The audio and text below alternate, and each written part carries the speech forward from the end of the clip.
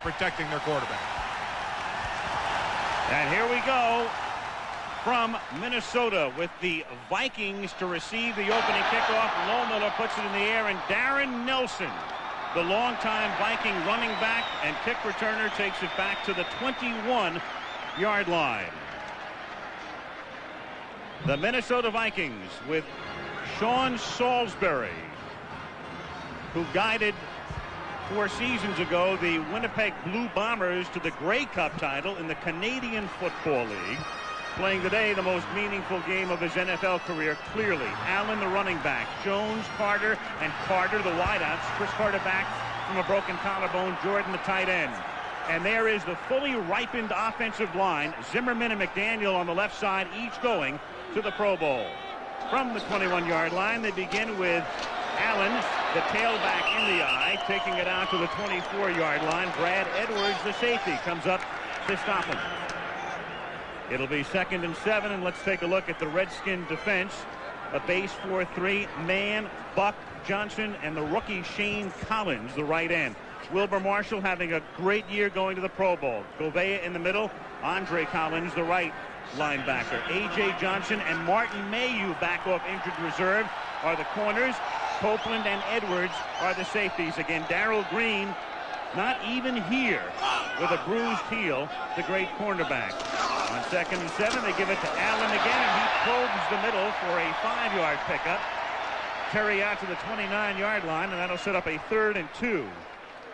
Al, you touched on something very important for the Washington Redskins. That is having Mayhew back, and particularly after losing Darrell Green, because also back, as you also touched on, a real fine wide receiver for the Vikings, Chris Carter, their leading receiver, and he has missed 4 games with a broken collarbone. And he is back, ready to go, and that could be an interesting matchup today.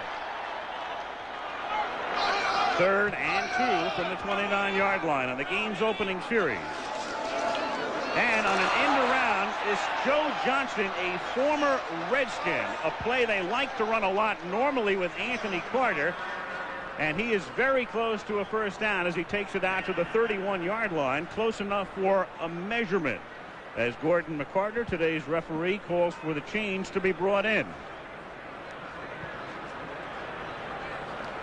The Vikings use a lot of reverses, perhaps more than anyone in the National Football League. It's part of their running game. And as you can see, Johnson diving and lunging, and as you can hear, for enough yardage to pick up the 1st down. By about half an inch. It was a good spot for the Vikings, and you're right about their misdirection, and that's true of everything they do, Frank. Special teams and even on defense. This is a team that is built on speed. Jack Burns, the man on the right, the offensive coordinator, the man on the left. Tony Dungy, their defensive coordinator. Every concept, every attack is planned on being faster and quicker than their opponent. 1st down from the 31-yard line. They stay on the ground, and this is sliding off. And very close to a 1st down, a 10-yard gain, or a little short of that, as Brad Edwards comes up to make the stop. Well, you got a good look at Terry Allen breaking to the outside. One of the reasons they could let Herschel Walker go last year is part of the house cleaning here. Also on the way out was Keith Millard, Joey Browner, Wade Wilson, as Dennis Green made a statement early on. He just bangs into the 7-hole over in the left side, breaks it out to the outside. Good pickup. You'll notice every one of the Redskin defensive linemen and linebackers had a purple jersey in his face. And that's what allowed Allen to bounce out of there. Nobody from the Washington side of the ball even was able to get a hand on him, much less bring him to the ground. And it's another Viking 1st down. 10-yard pickup. Allen's carried 3 times for 18 yards. Salisbury has yet to throw a pass. 1st down at the 41-yard line. Salisbury having a tough time getting the plays in from the sidelines. He's walked over twice now to the sidelines. They hustle him back in. The play clock ticking down on him.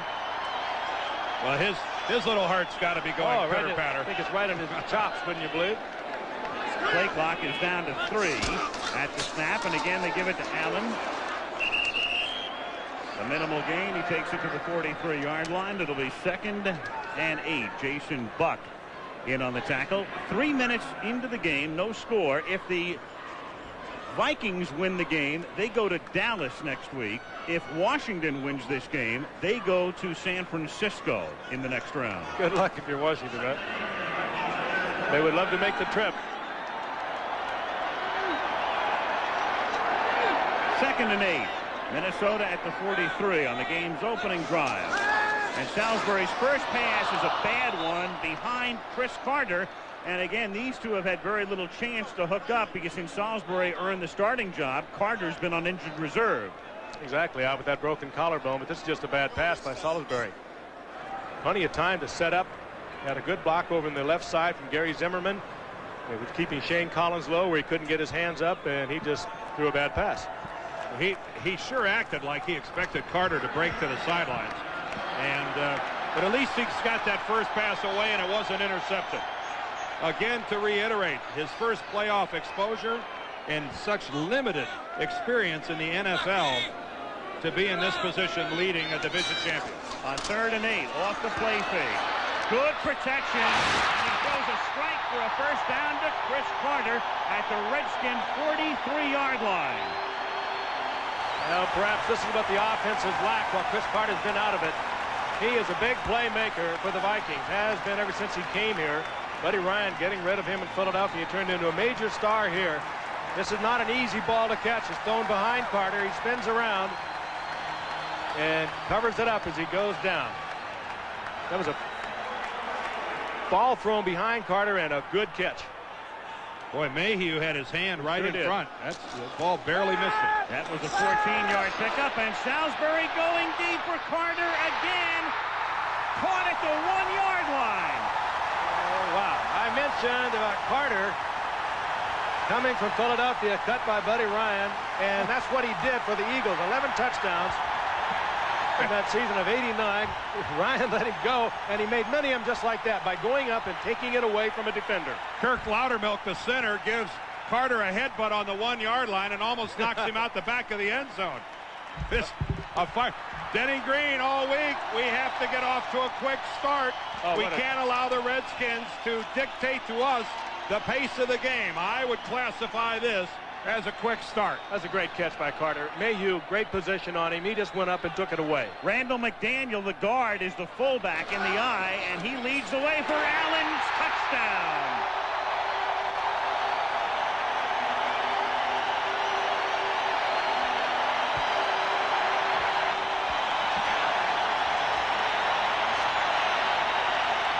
'79-yard drive, the big play, the 42-yard pass to Carter. The drive began with a measurement on 3rd down for a first down. They converted, and they keep on going and lead 6-zip. Well, what this drive also started with, Alan Frank, was a number of successful running plays. They hammered away for a couple first downs on the ground, exactly the way you'd like to get started. Soften things up in the middle and then throw the ball. And Salisbury, whatever jitters he had, are long gone as he stakes his team to the 7-0 lead. Wad Reves for the point after. Allen caps off this long drive, 79 yards in 4 minutes and 55 seconds. Minnesota 7, Washington nothing.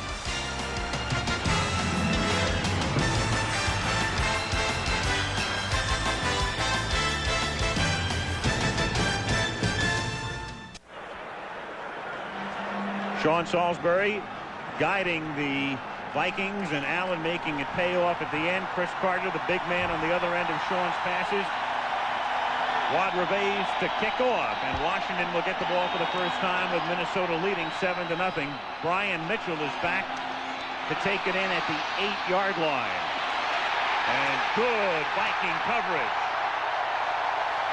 A 9-yard run back up to the 17-yard line. Brent Novoselski makes the stop. ABC's NFC wildcard playoff game is being brought to you by Pontiac and your nearby Pontiac dealers. We are driving excitement. By cold filtered Miller Genuine Draft. Get out of the old and into the cold. By the Business Services Division of MCI. And by Delta Airlines. We love to fly, and it shows. Mark Rippon and the Skins from the 17-yard line. And this is Ernest Biner going nowhere. Loss of 2 at the 15. The Vikings very quick off the line, as they normally are. Mark Rippon, a fabulous year last year, Super Bowl MVP, a whole other story. 13 TDs, 17 interceptions this season.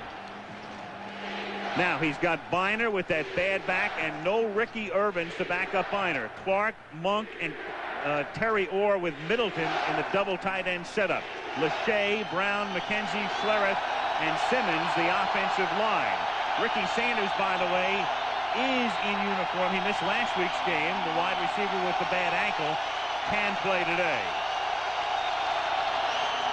On 2nd and 12, this is Biner. Up to the 20-yard line, and it'll be 3rd down and 7. McMillan makes the tackle. Let's take a look at the Viking defense with that great front four. Noga, Thomas, Randall, and Dolman playing back to his form of a couple of seasons ago. Jenkins, Del Rio, a tremendous Plan B pickup from Dallas and Merriweather. Lee with McMillan. McMillan will go to the Pro Bowl. And then Scott and Glenn. Vincey Glenn last week, 3 interceptions in the game against the Packers here. Ricky Sanders is in the game. That is Ricky number 83, setting up slot right and now in motion and setting up slot left. And on 3rd and 7, John Randall will contend he was induced across the line and probably lose the argument. Well, maybe not.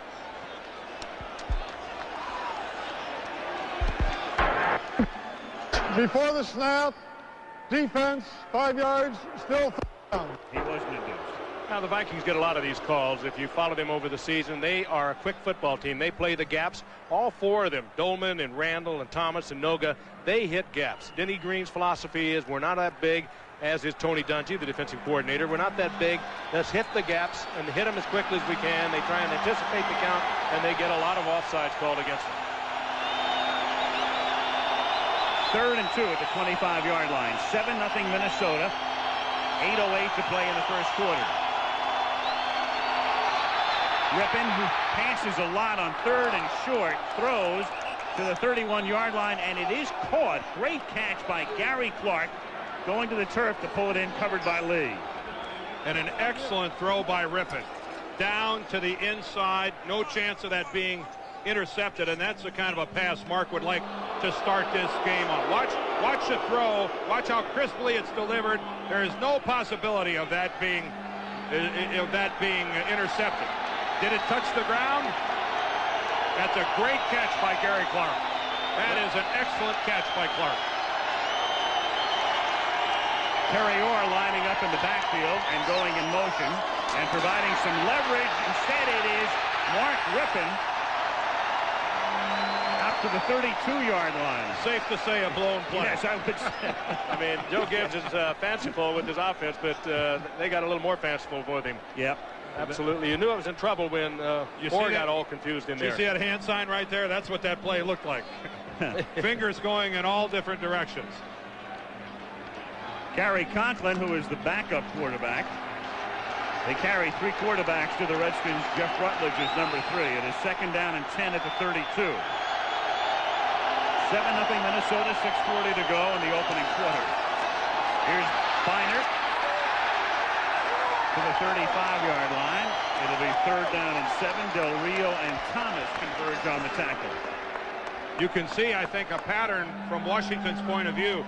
When they are going to run, they would prefer to run to their left side behind number 79 there, Jim Lachey.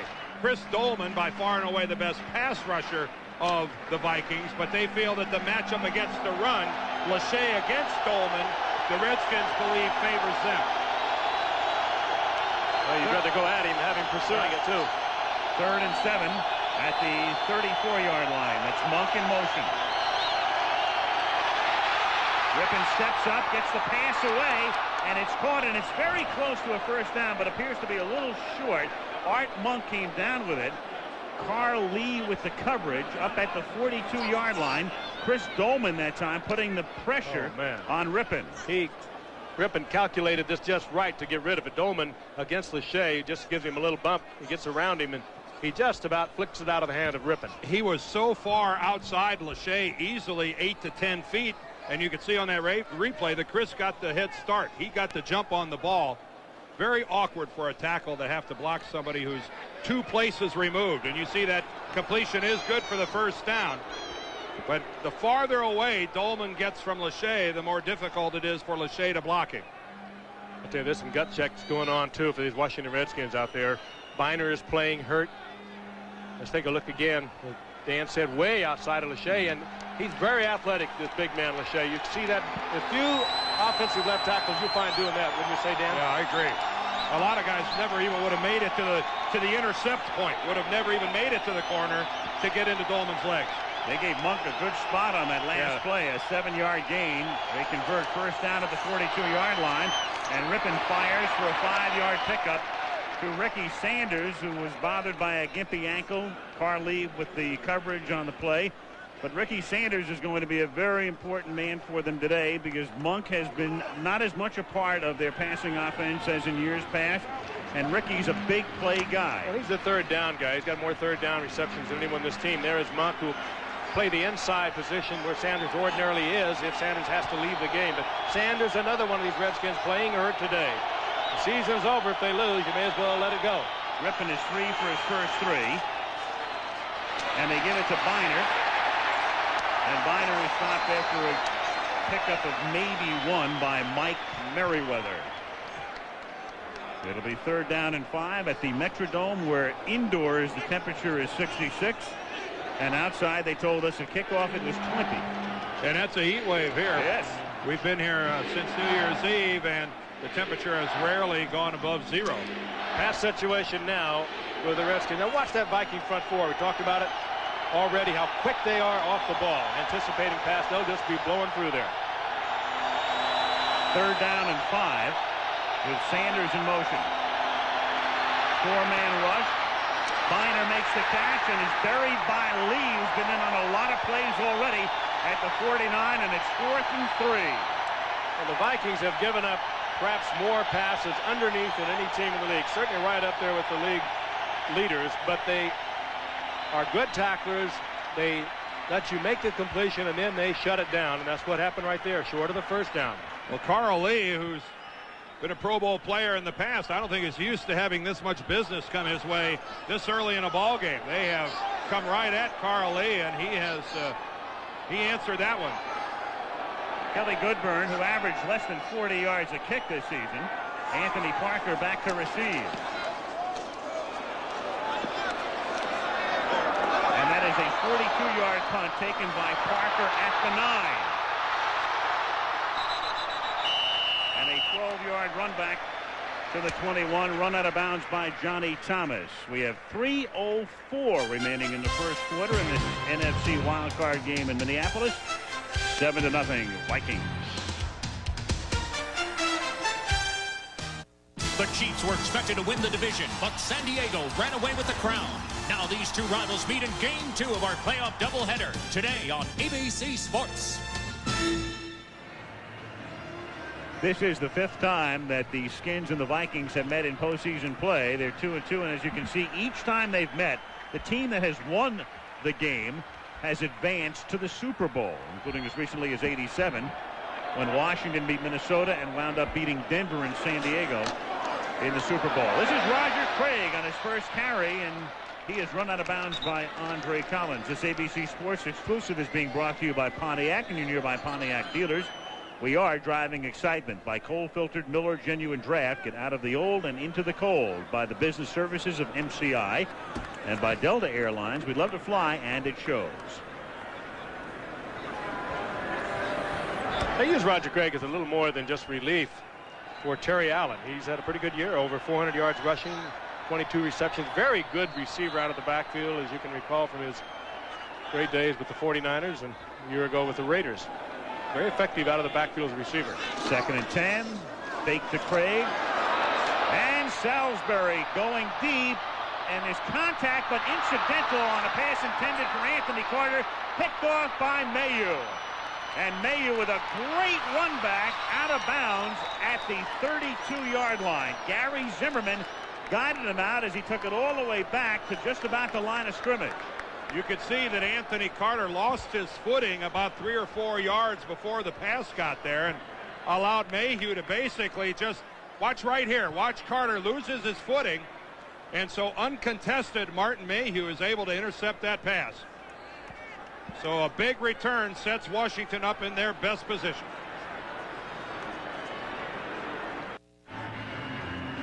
Salisbury throwing the interception. The man on the right, Jack Burns, was a Redskin assistant last year and then got the job as the offensive coordinator here when Dennis Green took over as the head coach.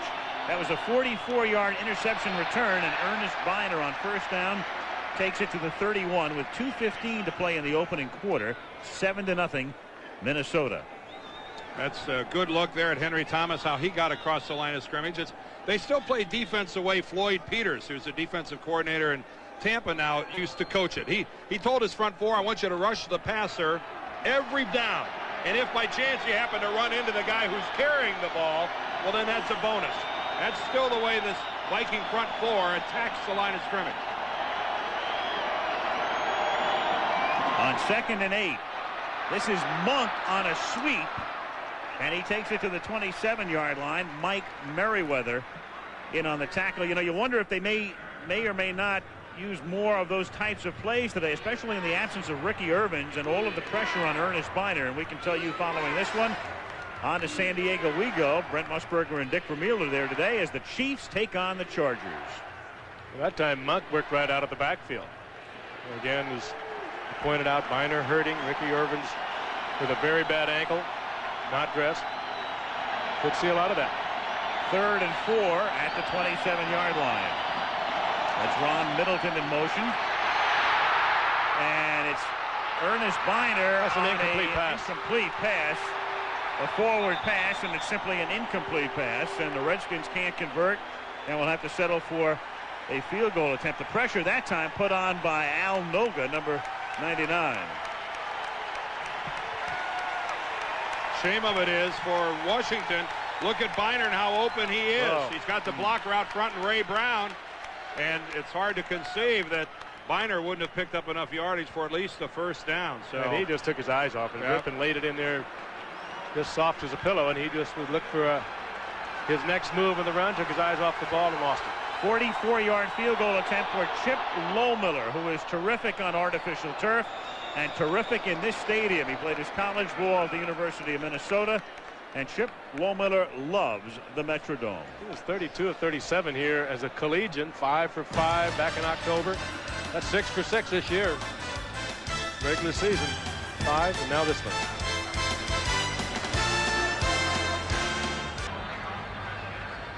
There it was during the career of Chip Lohmiller on grass fields, 40%, but you put him on this stuff, and better than 4 of every 5 from 40 through 49 yards. His 44-yarder has made it 7-3 Minnesota, and his kickoff is short, taken at the 10 by Darren Nelson, who comes back to the 23-yard line. Nelson getting in kind of an extra year here. He might have gone to Stanford as an assistant coach for Dennis Green had Dennis not taken this job and remained out west. Well, there was one violent collision on that kickoff return, and there is a Redskin that is Johnny Thomas, I believe, is still down on the carpet. Johnny Thomas. Yeah, you're right about Dennis Green and Stanford. Of course, now Bill Walsh at Stanford. They just won their bowl game. Darren Nelson, a Stanford grad, and wrapping up his 11th year in the National Football League. And for a guy 5'9" and 186 pounds, it has been a remarkable career for Darren Nelson. And, this guy right here, fascinating study, Dennis Green.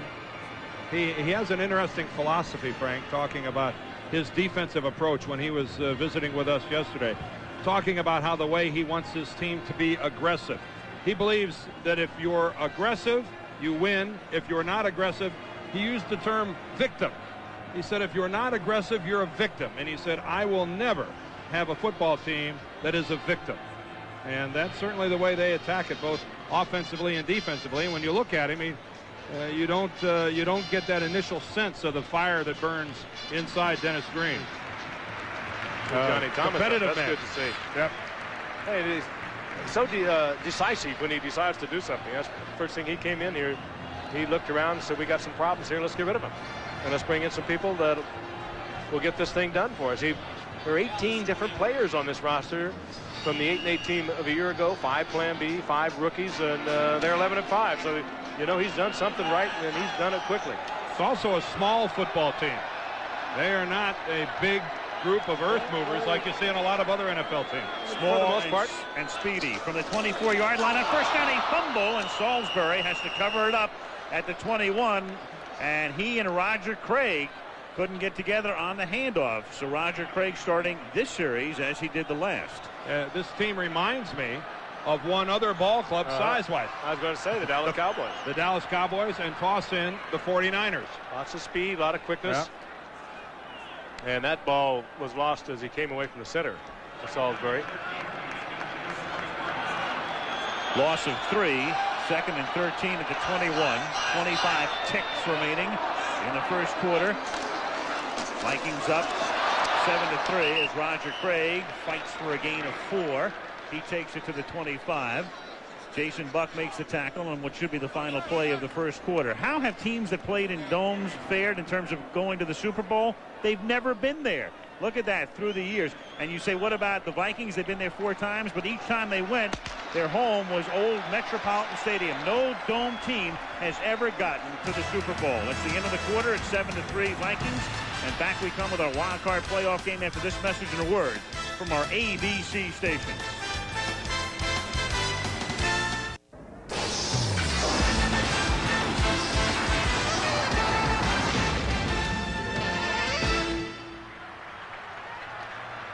The Metrodome in Minneapolis. Al Michaels, Frank Gifford, and Dan Deerdorf start the second quarter. Vikings on top, 7-3.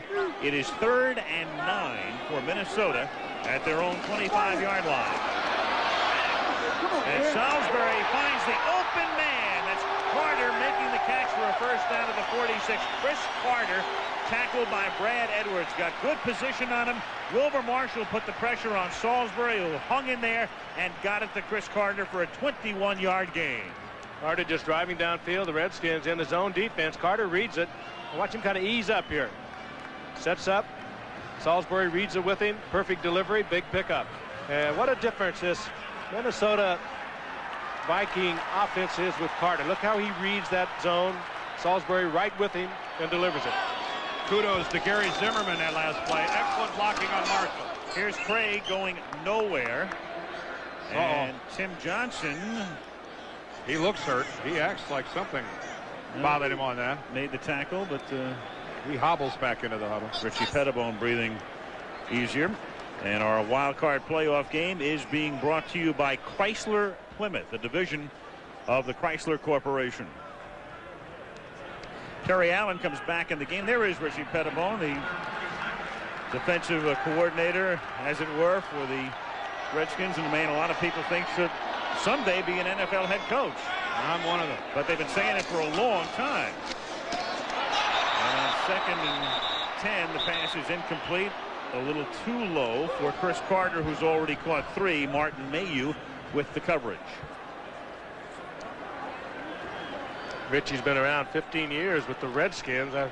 Before that, 14 years as a player.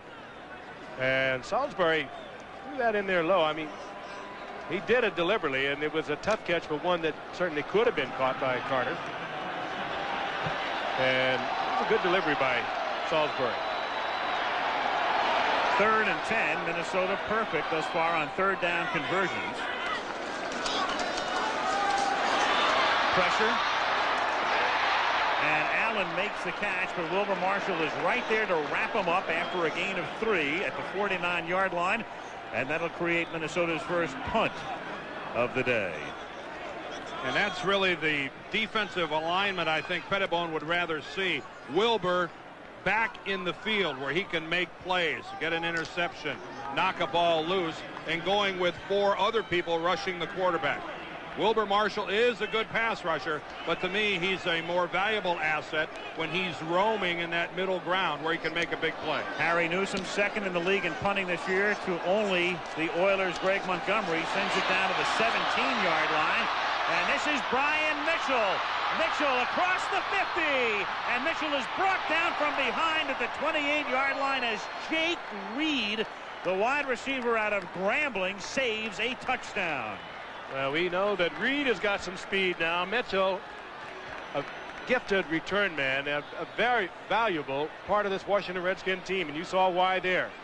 A little step now, back to the inside, spots the gap, kicks it into another gear, gets away from the punter, and then watch Reed run him down.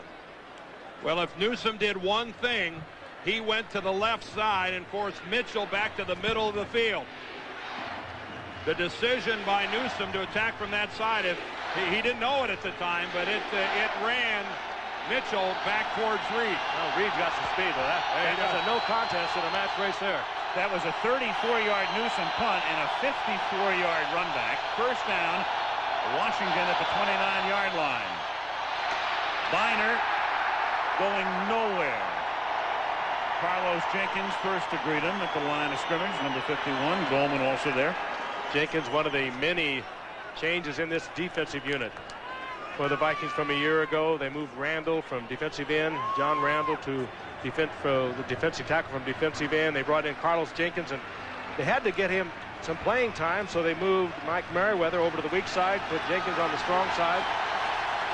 So many changes, and they have been so effective. Second and 10, 12:05 to go in the half. Vikings on top 7-3. Monk in motion. Rippon with good protection and has it picked off a deflection, and up to the 36-yard line goes Todd Scott. Carl Lee created the interception. He was the Viking who got his hand on it, and Todd Scott runs it back to the 36-yard line. Boy, this what has to puzzle you if you're Joe Gibbs, you're a Redskins fan. Lee was right in the line of sight of Mark Rippon. There he is, right in the line of sight, and he throws it right into his hand.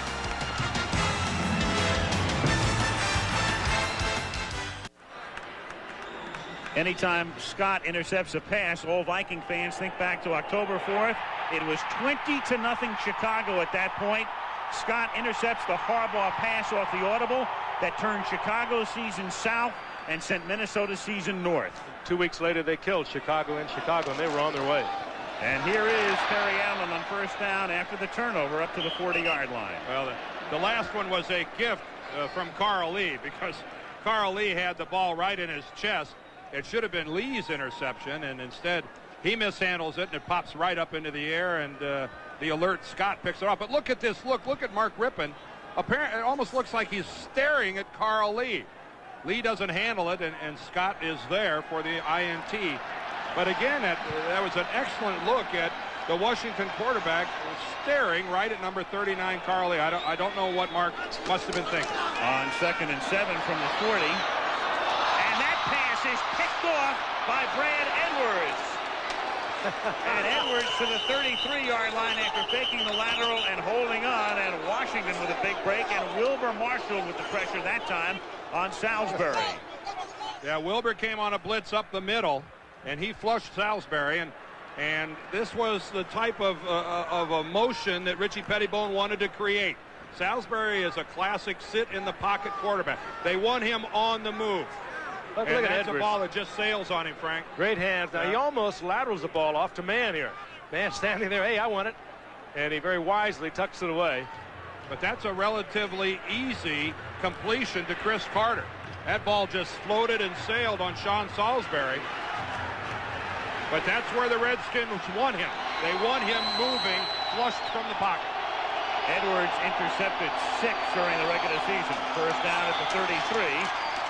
And it's a 2-yard gain for Ernest Biner. Down to the 31-yard line. It'll be 2nd and 8 with 10:55 to go in the half. That is about the 5th time that the Redskins have opened up a first down with a run to the left side, and they are not getting a lot out of it. There's Lachey, 79. A good job of getting up underneath Dolman, but then Dolman doesn't give more than a yard. And it's a negligible gain of only 2 yards on first down. It's a pretty stout Viking defensive line on first down so far in this game. On 2nd and 8, that's Ron Middleton in motion out of the full house backfield. And the pass is low and incomplete, intended for Ernest Biner. It'll be 3rd down and 8. Frank, I don't know. That's just a horrible pass by an NFL quarterback. You almost have to think the confidence is just gone. He's been abused ever since he reported late to camp this year. Nothing ever got in sync. The same people were there early in the season, then the injuries came, but but there's no way to explain that one. There's no way to explain the one that Lee deflected into Scott for the interception. It's just lack of your own personal confidence, I would have to say.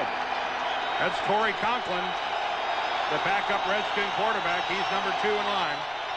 3rd down and 8 at the 31-yard line. And Rippon guns it incomplete, and a flag comes down at the 18. Art Monk, the intended receiver, and Todd Scott gets up and can't believe he saw the flag. Well, he might believe it when we run the replay. Monk is complaining, too, that he was hit early. Pass interference, number 38, defense. Automatic first down. Del Rio is saying it shouldn't be pass interference because the pass was deflected. They're all looking up at the scoreboard, but Scott either arrived absolutely perfectly or just a fraction early. And he was bitterly complaining. Was it deflected first? Let's take a look at that first. No, it wasn't. Now Scott makes the contact, not a definitive angle to see it from there. Let's take another look. This will give you a good view. Did he hit him early? I think he did. Oh, that's I think that's the type of a play that Todd Scott and Tony Dungy would tell him to make every time. I think that'll get flagged fewer times than it won't. At the 18-yard line, here's Biner, and Biner throwing against the grain, and it is picked off, but out of the end zone was Vincey Glenn. He came down with it, and one official not making the call. The other with a better view said he was out of the end zone. Biner should have pulled that ball down and run with the football. They didn't buy that at all. They're still talking about it, but I think that's way out of the back of the end zone. Now, the one official who didn't make a call obviously felt that he didn't see enough. All right, watch number 25. There's the right, and the left is out of bounds. That's a good work by an officiating crew. The one who didn't see it well enough didn't make the call. The one who did came up. He was decisive. Call him out of the back of the end zone. 2nd and 10 at the 19-yard line. 10-12 to go in the half. 7-3 Minnesota. Rippon incomplete. Good coverage on Gary Clark, and a flag is down back at the 24-yard line.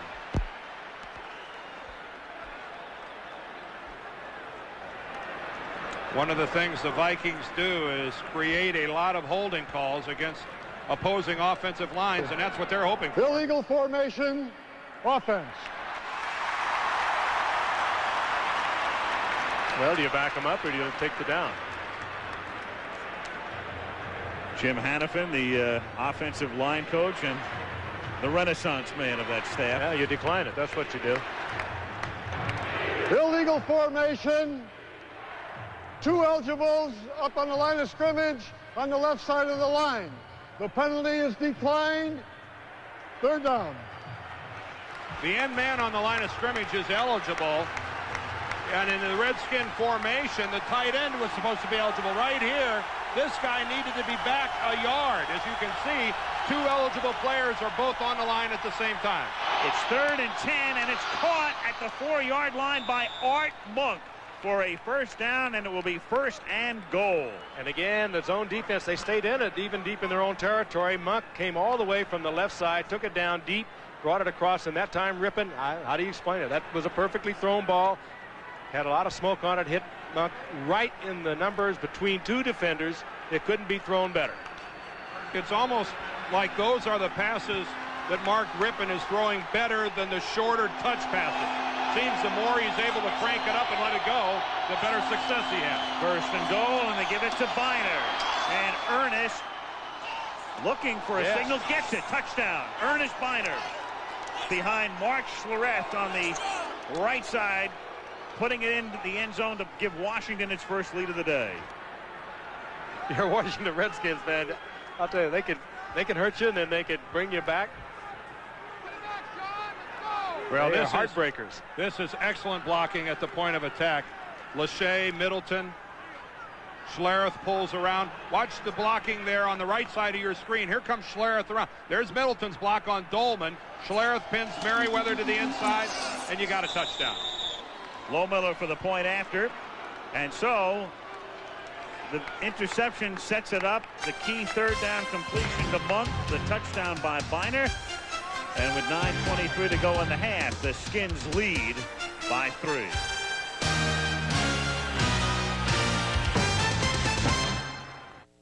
The Chiefs were expected to win the division, but San Diego ran away with the crown. Now these two rivals meet in Game 2 of our playoff doubleheader today on ABC Sports. Chip Lohmiller's kickoff is fielded by Darren Nelson at the 11-yard line, and Nelson swings outside and takes it to the 29-yard line. The tackle is made by A.J. Johnson. Well, the Minnesota Vikings find themselves trailing for the first time today with 9:14 to play in the first half. 10-7 Washington.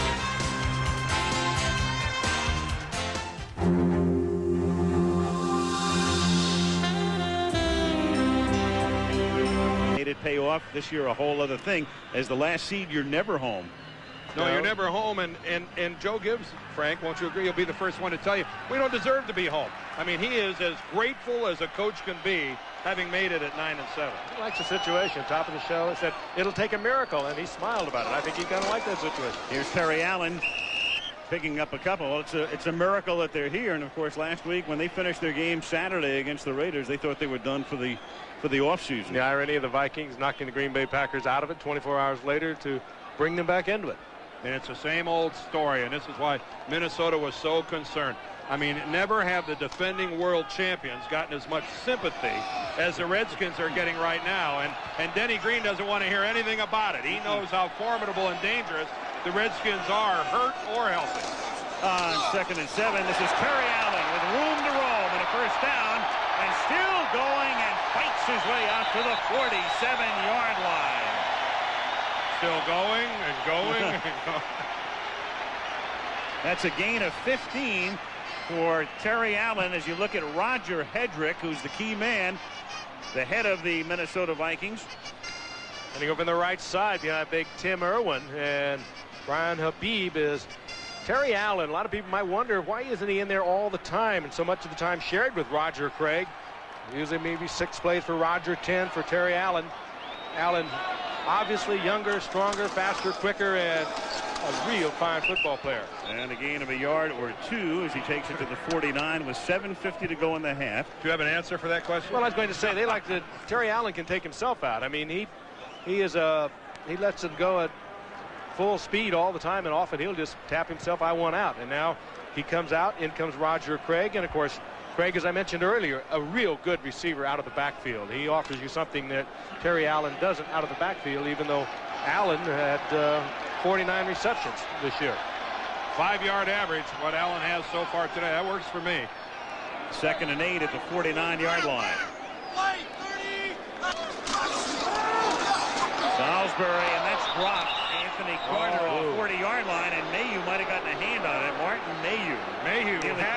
He had an INT. He had an interception in his hands. Boy, they're happy to have him back. Ooh. Oh, boy, that ball bounces from Anthony Carter. It's a perfect throw by Salisbury. Right on Carter's hands, and look at that. It caroms right over to Martin Mayhew. Itchy Pettibone, what did you say last night? We're going to have to roll the dice. We've got a lot of people playing hurt. Just as we do on the offense, we're going to take some chances and hope it works for us. Rippon warming up. Skins have intercepted Salisbury on Minnesota's last 2 possessions. And nearly there. 3rd down and 8.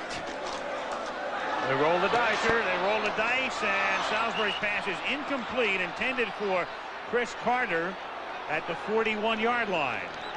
And when you have a young quarterback, as Dan pointed out, that's only made 5 starts, well, get people in his face. Frighten him a little bit if you can. I don't mean physically scare him, but make him wonder about whether he's going to find a receiver looking downfield. Make him a little anxious. Do things like that. As a matter of fact, that could have been caught, but it was thrown very low. It was thrown low and it was thrown soft. That's the most difficult pass to catch. It's dying. It has no momentum when it comes to you, and you can see it just bounces off Carter's hand. Still, though, I agree. He could have caught it. Here's Newsom's kick. It is fair caught at the 13. It's a 38-yard punt. Brian Mitchell with a fair catch, and that's where the Skins will take over. 7:03 left in the first half.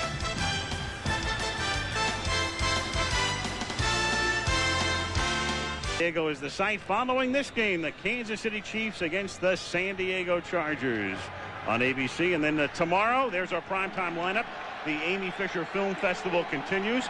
Our turn tomorrow on ABC. There it is. There's the lineup. At the 13-yard line, Brian Mitchell is in the game as the tailback, and he gets the ball. And Brian Mitchell out to the 23-yard line, a 9-yard gain. Jenkins makes the tackle. As we mentioned at the beginning, Ricky Irvins is hurt. He is not even dressed today, so Biner is the main man. Needs some backup help, and it comes here in the form of Brian Mitchell, the kick returner. That's only his 7th carry of the season, and if we go beyond that, we'll go down to Robert Green, the rookie free agent from William & Mary. Biner, who had to take himself out of Ricky Irvins, had to take himself out of the game 2 yards short of a 1,000-yard season last week against the Raiders. On 2nd and 1, they give it to Mitchell again. And look what the Redskins have found. Well, they flag down at the 28. Oh, that's going to bring it back. Oh, yeah. We have a hopping mad Redskin. That Ron Middleton jumping up and down. I mean, this guy was doing a pretty good standing high jump. He's incensed that he was called, if it was him. Holding, number 87, offense. 10 yards, repeat, 2nd down. I mean, there are ways to express unhappiness if you are flagged for holding, and then there's Ron Middleton's way. I want my blanket. Well, there's no doubt that you're telling everybody at home and in the stadium it was on you. That hurts. That sure did. Took a 1st down now into a 2nd and long. 2nd and 11 at the 13-yard line. And Noga comes across the line. Redskins, of course, with all of their shifting and all of their motion. Noga was saying he was drawn up by Simmons. Well, but Simmons is going to say that I didn't move until Noga was way across the line of scrimmage. They'll have an argument here. Gordon McCarter will have the final say. And he says, False start, 76 offense. 5 yards, still 2nd down. Well, you can't hiccup. No, one of the great disadvantages of being an offensive lineman, when you go down into that 3-point stance, any movement. I see that little twitch. In fact, it was a double twitch, and that got Noga going. You just can't do it. And now the crowd noise here at the Metrodome. Jim Hannafin, I can only assume that Hannafin, that movement was so minute that he didn't see it from the Redskin bench, because it was a good call by the official. He was just told of the movement. Yeah. Now he'll just be mad at Simmons. 2nd and 16. And Rippon throws a strike to the 22-yard line to Clark, who nearly has his head taken off. And the helmet. Late flag. Loose. Mike Merriweather was the man who made the tackle. Flag came in at the end. Yeah, and Gary Clark took a chance. He was losing yardage in an attempt to pick up yardage when he was within a yard of the 1st down marker. Personal foul, unnecessary roughness by the tackler. He grabbed the headgear and wrenched the man down by the headgear. 15 yards from the dead ball spot, 1st down. He was the wrencher and Clark was the wrenchee. And you're right, Dan, he lost a couple of yards trying to pick up the yardage for the 1st down, and they will get it on the penalty. The officials really react if you get up anywhere around the head with a forearm when you're trying to make a tackle, and they get Merriweather. Clark has a hold of both the ball and the helmet, and pleased to see in the helmet. What a great football player he is. Mr. Clutch should have called on today to pick up a lot of slack because of the injury to Ricky Sanders. And you know, that's a tough call on Merriweather. Yeah, it is. Clark is running right back to him. That's an instinctive thing to throw out your arm. 1st down up at the 37-yard line. And Rippon going deep and a little too deep off the fingertips of Art Monk. Oh, I don't know. That it's so close to perfect. And it had to be thrown perfect because Monk was splitting the zone deep downfield, and Rippon threw it exactly where he had to throw it. Did you hear the crowd groan, guys? That was Jim Lachey working on Chris Dolman. The crowd, they were looking for flags to come pouring in on a holding call. This is how close Art Monk comes to to making the big play. And as you said, Frank, the ball's just a little long. He is there, and that would have been another big Washington play. So close. Art Monk, who's caught more passes than anybody in the history of the National Football League. 847. Here is Mitchell. Up to the 44-yard line he goes, setting up a 3rd down and 3 with 5:05 remaining in the half. I mentioned before on the previous play the war that Dolman and Lachey. Look at the top of the screen. 79 against 56. Now Dolman just takes a bull rush to the inside, and that's why the crowd was moaning and groaning. Jim Lachey just got powered backwards by Dolman, and you won't see that very often. 6'6", 300 pounds of superior athlete. This is steel on steel. Lachey and Dolman. 3rd and 3. 4.5 to go in the half. 10-7 Washington. Here comes Dolman. Ripping underneath, and Mitchell drops it, but there's a flag down. Flag down.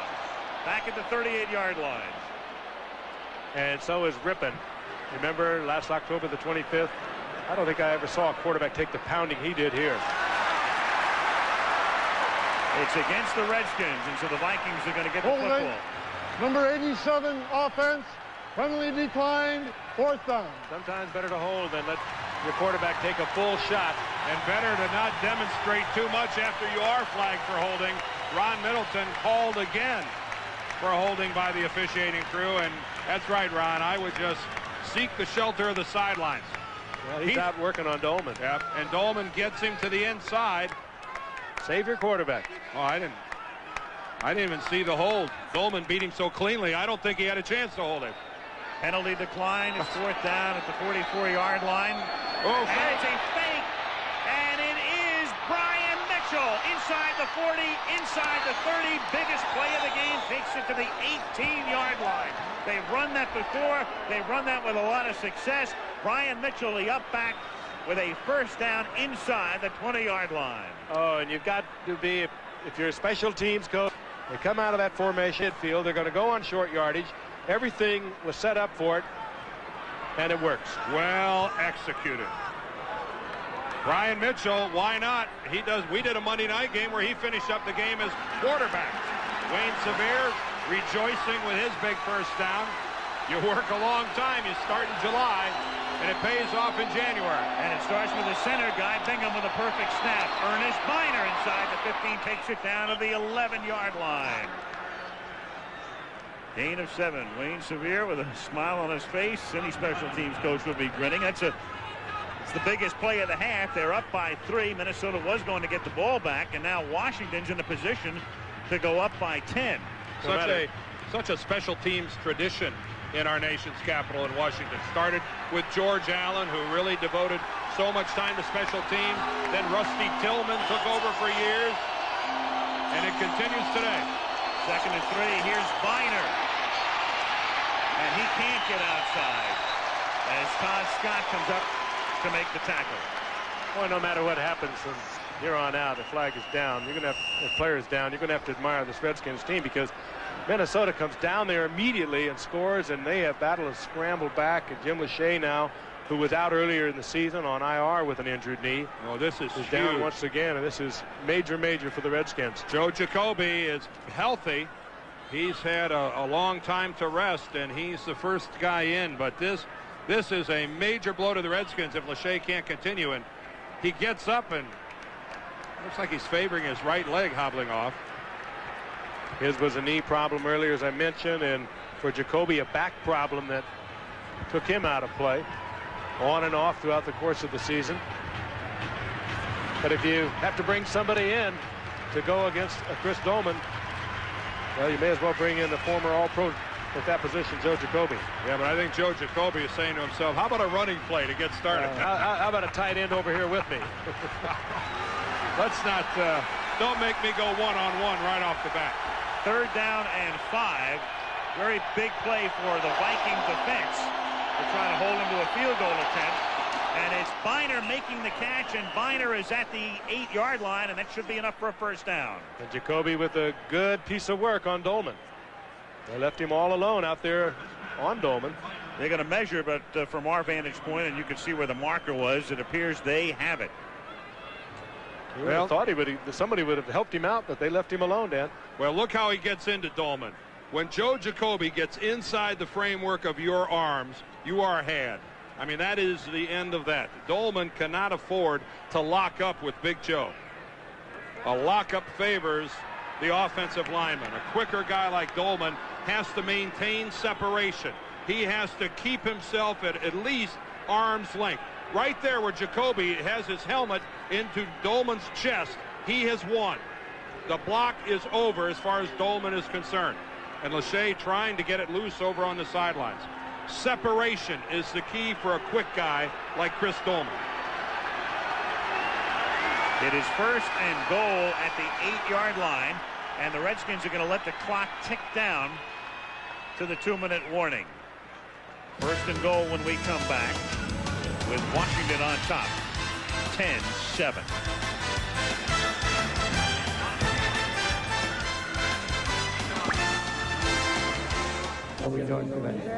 Here because it's 10-7. Washington trying to get into the end zone, obviously, which will put them up by 10. Jim Lachey is back in the game. They have a first and goal at the 8-yard line, and each team has all of its timeouts remaining. Washington on first and goal. A terrible time this year. They've gotten in only half the time, tied for the lowest percentage in the National Football League. That's a shocker. Yes. And Brian Mitchell is inside the 5. Brian Mitchell is in for the touchdown. As well blocked an offensive play as you will ever see. Brilliant execution by the Redskins. The lead blockers, the tight ends, and the offensive line, Frank, that's beautiful. Minnesota thinking pass. We talked about the size. They're small up front. They're thinking pass. You come at the draw play. They're in their pass rush mode, and the Redskins blocked it out beautifully. And Merriweather, 57, watch him to the right. He's going to be the only Viking with a clean shot, and he falls off Brian Mitchell. Mike Merriweather could have made that play up around the 5-yard line. He's unaccounted for and doesn't make the play, and flags are all over the place. That's one thing. Those outside linebackers, Dan, are small. Merriweather, great player that he is a 225-pounder. The other one, Jenkins, about a 215-pounder. And when somebody like Brian Mitchell, a 200-pound running back, you're going to have a hard time bringing him down the side. Yeah, but you can't confuse Brian Mitchell with Christian Okoye. The snap, 99 defense. 5 yards will be assessed on the kickoff. Well blocked out. Joe Gibbs has to be proud of that. Has to be really proud of what's going on here today. Russ Grimm. They didn't have anyone to practice this week. They had one wide receiver on one day that they were working. Well, here's Lohmiller for the point after with 1:56 to go in the half, and so that fake punt, and Brian Mitchell executing the fake punt, going into the end zone, picking up with Ricky Irvin's hurt, and the Skins have scored 17 unanswered points to lead by 10. This become Brian Mitchell's favorite crew. When we did a Monday night game in Philadelphia in 1990, that's the game we talked about before. He came in, was the quarterback when the Skins had so many injuries, and that was the only time he had rushed for a touchdown in his career prior to right now. What did Joe Gibbs say, though, about him? He has a lot of confidence in him, but he is so valuable as a return man. He said they are so hard to come by in this league. He's such a great return man. We don't want to risk it. And so I'll tell you how far they've gone. They have to risk it. 10 plays, 86 yards, and of course the fake punt was the key. And now we'll see how Minnesota answers this offensively. Favored in the game, trailing by 10. Lohmiller sends it down to the 4-yard line. This is Joe Johnson, the former Redskin, and he gets taken down up at the 24-yard line with John Brantley making the tackle. Jack Kent Cook on your left, the owner of the Redskins, and Charlie Casserly on your right, the general manager of the Redskins. Charlie Casserly, what a fine job he's done since Bobby Beathard went out to San Diego and going to the Plan B market, all those Plan B starters a year ago, January 26th here in the Super Bowl, all the trades he's made. Beautiful job of keeping the Redskins up on the fly. At the 24-yard line, Salisbury sends it to Allen, And Terry gets taken down to the 31, gain of 7. The Vikings have all of their timeouts left. The clock is down to 1:40. And again, this is where Sean Salisbury does not have that world of experience to fall back upon. On 2nd and 3, throwing off his back foot and throwing it away. It'll be 3rd down and 3 as he winds up in the grasp of Jumpy Gethers and Fred Stokes. But a good decision there on the part of Salisbury. No receiver, nothing doing out to Terry Allen, nothing doing downfield as the Redskins were in a prevent defense. He just threw it out of bounds. Didn't try to force it in. A little awkward back there, but he is. He's 6'5", but a good athlete, former high school basketball and baseball star. Notice how he never sets himself, though, Frank. He wasn't pressured until late, and yet he never took a firm stance in the pocket. That's something a quarterback that's unsure of himself is prone to do. 3rd and a short 3. Pump fake, going deep, way too deep, and good coverage on the play as well. And Fred Stokes knocks Salisbury to the turf. So insult to injury, and it's 4th down and 3. Well, when you pump fake, you're going to draw the secondary, but the amount of time that you have to stand in the pocket, and you see the sandwich, Stokes on one side, Charles Mann coming in from the other, it's almost a certainty that the quarterback is going to take a good hit when you try to run that pattern. Yeah, but Dan, you got to question the call, too. Trying to take that ball deep against the prevent defense. Forget it. 3 Skins were back there. And now the Redskins are going to get it back with a lot of time. Harry Newsom. I agree. Mitchell takes it at the 21-yard line. And it's a 9-yard run back up to the 30-yard line. Following a 47-yard punt, Jake Reed makes the tackle. Skins have it with 1:12 remaining in the first half and all of their timeouts at their disposal. Charles Mann. Redskin defense. They gave up that long drive on the opening drive of the game, and there it is, the yards per quarter. The Vikings limited to 56 and the Redskins with 106. Rippon's numbers aren't scintillating, but his team is up by 10, and Lachey is in the game. That left tackle as the Skins come up to the 30-yard line. And here is where in the past the Redskins have shined. This is Art Monk working out of the backfield up to the 37-yard line. Tackled by Parker. Well, somebody's down for the Redskins. And that is Ernest Biner. Ooh. And he's trailing that left arm now. The original problem was a back problem last week that he played through, apparently. That, if you've ever had a back that's been bothering you, getting out of your favorite easy chair is a chore. Imagine trying to play a National Football League game. Well, that, since it happened in the last 2 minutes, is a charged timeout. The Skins were going to conserve their timeout, but they are forced to use one. They have 2 remaining. Again, we saw Monk working out of the backfield. A lot of people might recall when he was originally drafted back in 1980, he had played a lot of running back for Syracuse as well as wide receiver. That graphic you're looking at certainly indicative of superior line play. The last 5 postseason games, nary a sack. And Lachey back on the sidelines talking to Bubba Tyrer, the Redskin trainer. Big Joe Jacoby back in at left tackle.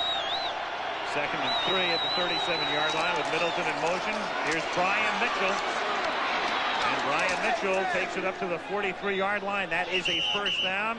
We have 53 seconds remaining in the first half. Clock continues to tick down. Skins have 2 timeouts remaining. And of course, if you have Lohmiller on the sidelines, you know you can reach it from at least 55. There's a good chance to make it from anywhere 52 or 53. On 1st and 10 from the 43-yard line, they set up a screen. This is Mitchell. Couldn't get the blocking necessary. Only a 3-yard gain. Henry Thomas makes the tackle. Skins take a timeout. 31 ticks left. There's Lohmiller on the sideline. Had a 52-yarder here in the Redskins 15-13 win in October. Wilbur Marshall will be going to the Pro Bowl. For the first time as a Washington Redskin, he made a couple of trips when he was a member of that tremendous linebacking trio in Chicago. Mike Singletary in the middle, Otis Wilson on the other side, and he turned in a year this year, guys. I know you agree with me, reminiscent of what Seth Joyner did last year with the Eagles. It's hard to imagine a linebacker having a better all-around year than Wilber Marshall had this year for Washington. In a similar way, he did it all. Yep. As Joyner did and is doing for Philadelphia.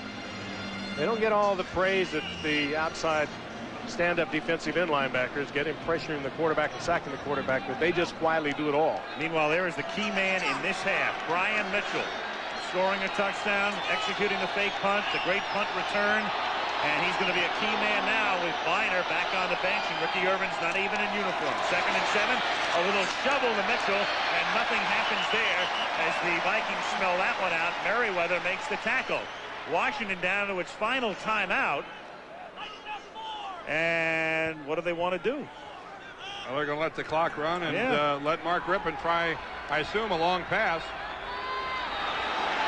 On 3rd down, they throw it underneath to Brian Mitchell. And curious. He takes it to the 41. It's a very curious use of the clock.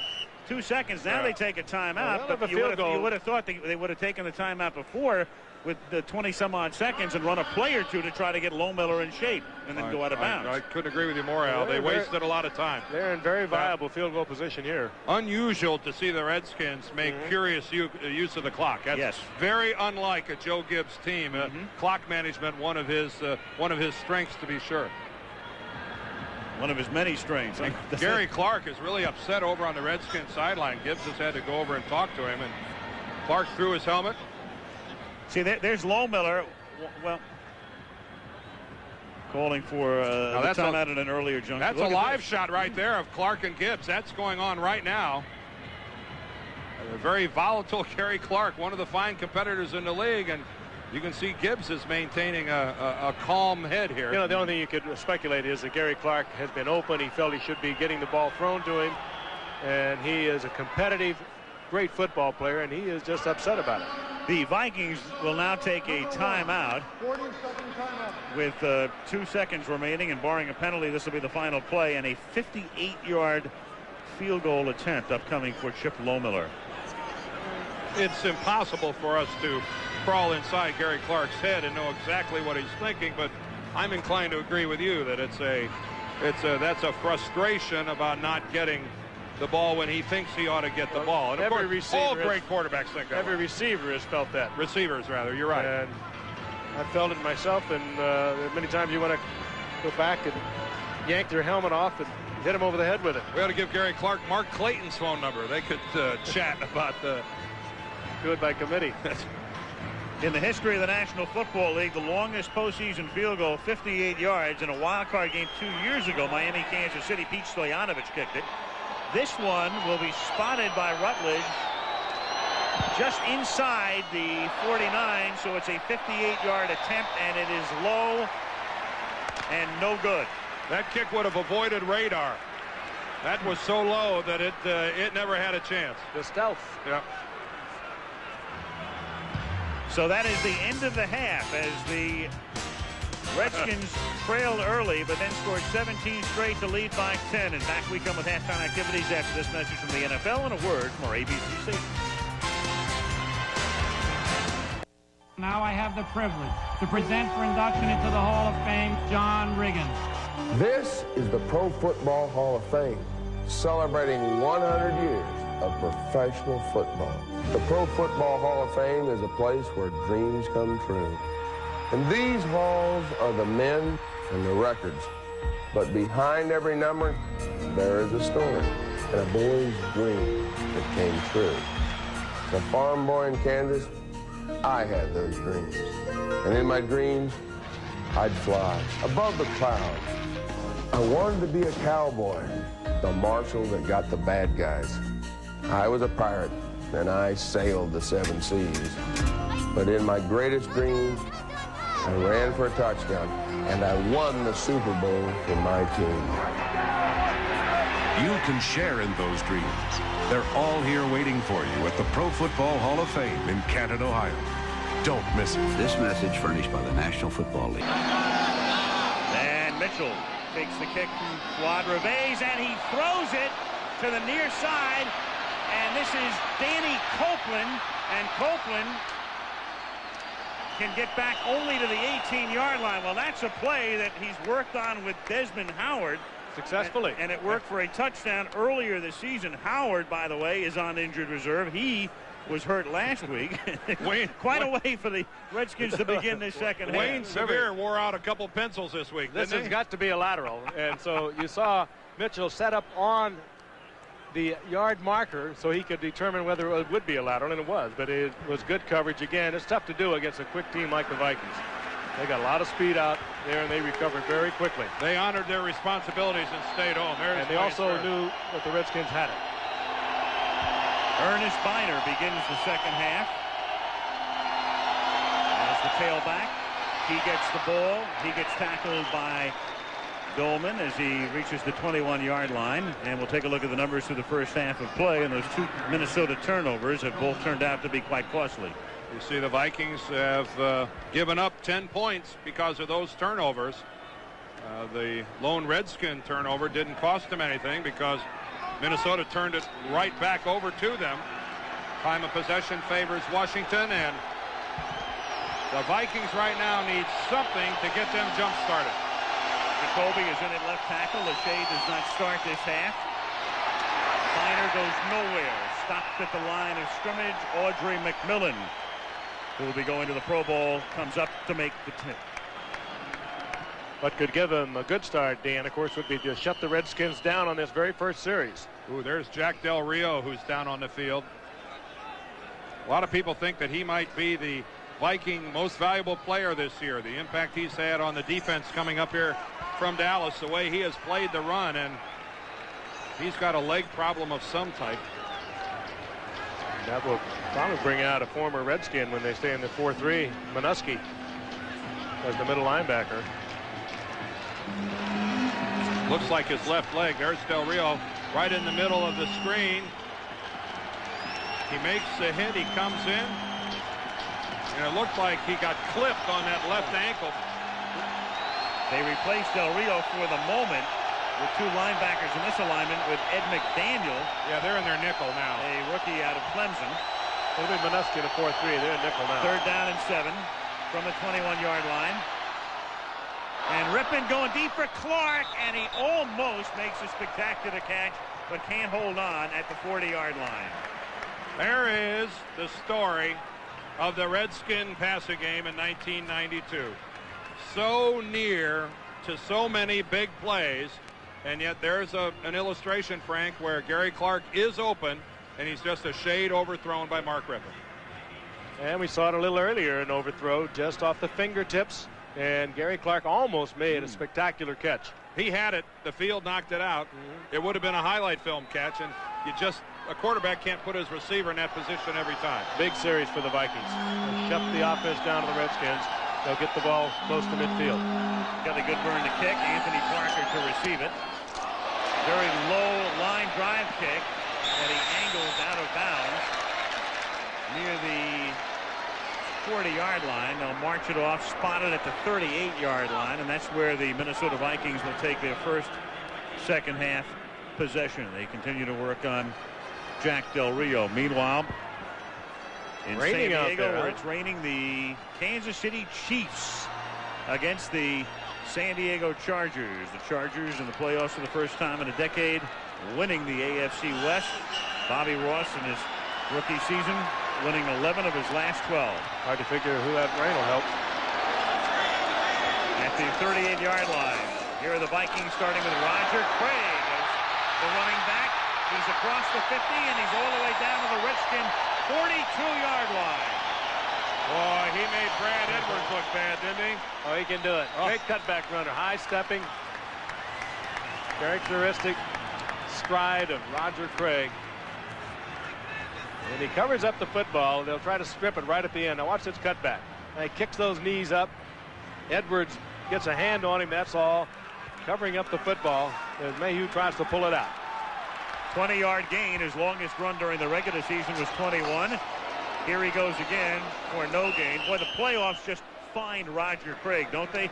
10 years in the league, 8 with San Francisco, goes to postseason every year. Goes to the Raiders last year, they go to postseason. This year, well, what else is new? Kind of a nice talisman. Will he be next year, huh? Well-conditioned athlete. He'll be around here for a while. I think he'd like to be here. In his 10th year as a running back, that's a lot of years, but he stays in great condition. Terry Allen comes into the game on 2nd and 11 from the 43-yard line. Early third quarter. Washington ahead 17-7. Salisbury with good protection and nearly had that one picked off by Martin Mayhew. And the Boo Birds are on Sean Salisbury. Martin Mayhew, not expecting to be the recipient of so many balls coming his direction, has another one bounce off of him. Remember, he had a carom job earlier that came to him, and that is no carom job. That is between the 3 and the 5, and that's just a major mistake by Mayhew to not intercept that thing. We'll give him the benefit of the doubt. He's just been activated back early from a broken forearm, but still. 3rd down and 11. Pressure from Mann. He steps up and then goes down at his own 49 in the grasp of Fred Stokes. Mann forced the issue, and then Stokes finished him off. And the Vikings are forced to kick. And Sean does not. Hey, what a job this man's doing. He's just got that star-struck look to him. I know you're going to Richie Pettibone here. First drive, Minnesota looked like they were going to blow them right out, and they haven't done anything since. They've just shut down everything. Here comes Mann, getting around Irwin, forcing Sean to step up. Stokes has got the penetration on his man. Classic. Yeah. And you have to understand, that's not Salisbury's fault. From the minute he's flushed by Mann, he's just fighting for survival. Newsom's kick is a 42-yarder, fair caught by Mitchell at the 8-yard line.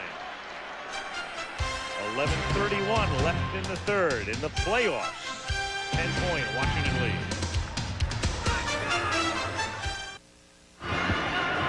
I guess all is well with the world when bowling is back on ABC. We've had it for so many years. Chris Schenkel and the gang on hand for the AC Delco Classic next Saturday.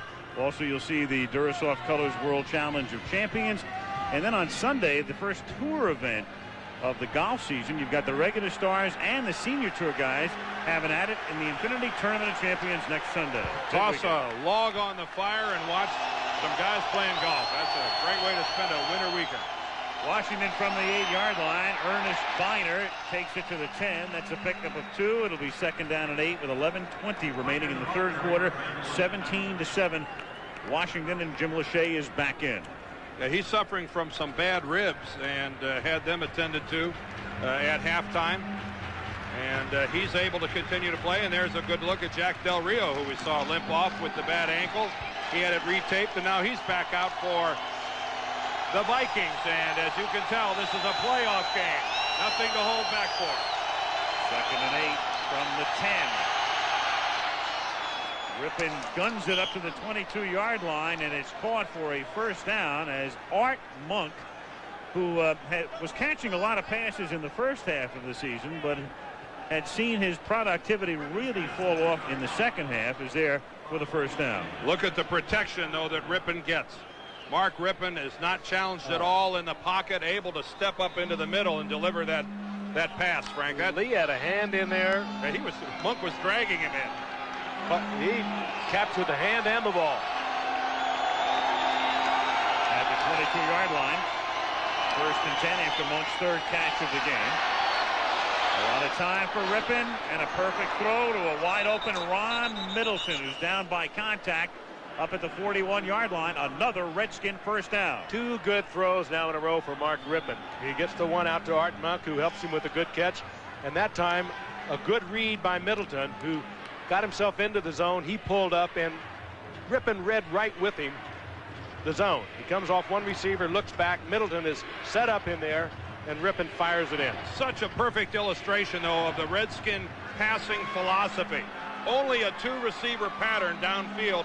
Everyone else stays in to protect the quarterback. It's a different philosophy from a lot of teams where they put the quarterback at risk by sending 5 people into the pattern. And from the 40-yard line, here comes Dolman, and he is sacked at the 30. That's the end of the play. The ball is loose. The play is over at the 30-yard line. Dolman just ripped the ball out of there after the play was over, but nobody touched Dolman. The Vikings like to do this once in a while. They do a little deal up front, You make a mistake on it, and Dolman with that unbelievable speed is all over your quarterback before he can set up. See him come inside, beating Lachey to the inside. Lachey just overcommits to the outside. He took too big of a step with that left foot to the outside, and he guessed wrong. He guessed Dolman was going upfield. Dolman knifed to the inside, and Lachey was dead wrong. 2nd and 20. And Rippon somehow is able to gun it in to Gary Clark. Perfect. Up at the 42-yard line for a gain of 11. It'll be 3rd down and 9. Anthony Parker, who is in there for the injured Audrey McMillan, makes the tackle. McMillan was shaken up on the earlier catch by Middleton. What a great effort by both Rippon and Clark. Was it a sales job? I don't know. He made it look awfully pretty. I think they tend to give Gary Clark the benefit of the doubt because he's done it so many times. Does he hold on, control it? Well, no, he doesn't. But, I mean, this is Gary Clark. He's going to get the call, and he gets it. 3rd down and 9 at the 42-yard line. He drops it off to Clark, and Gary tried to make an inside move on Lee and slips down at the 47, and that'll create a punt. And I think all Viking fans say there's justice. He didn't catch the last one, so it's fitting that he falls down on 3rd down because that was not a catch. The competitive nature of Gary Clark, too. I mean, let's take a look again. This is going back to the play just before he has to control the ball. He obviously didn't, and certainly obvious in slow motion. A little difficult at top speed, but you get the nature of Gary Clark. He is a competitor. He wants to play the football game. He wants to be in on every play, and I'm sure that was the result of what we saw as he left the field at halftime, jawing, and everybody would listen. Goodburn to kick. Line of scrimmage is the 48. And it's a very short kick that's fair caught up at the 23 by Parker. 29-yard boot. 7:36 remaining in the 3rd. Still 17-7 Redskins.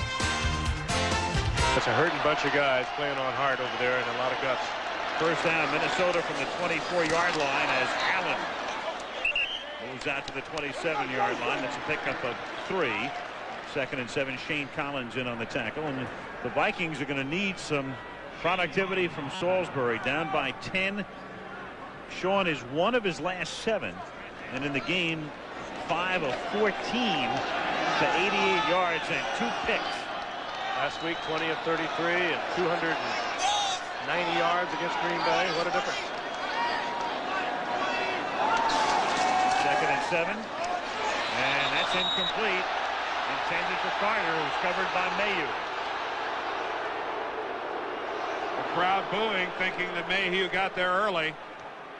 It looked like a pretty well-timed play by the Redskin cornerback, who's having to do a lot today. Fill in for Darrell Green on the heels of returning from a broken forearm of his own.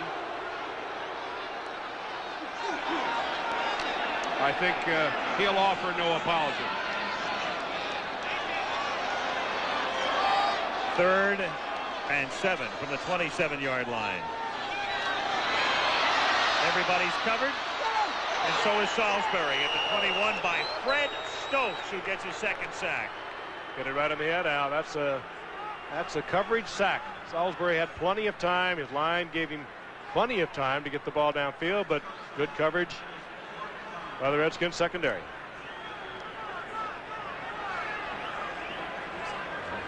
Looking for somewhere to go. Steps up, still nobody. I got to get out of here. Yeah, Jumpy Geathers was the man who created the largest amount of penetration up the middle. And when Salisbury went to step up, it was Geathers on the ground that caused him to flush out. Newsom's kick.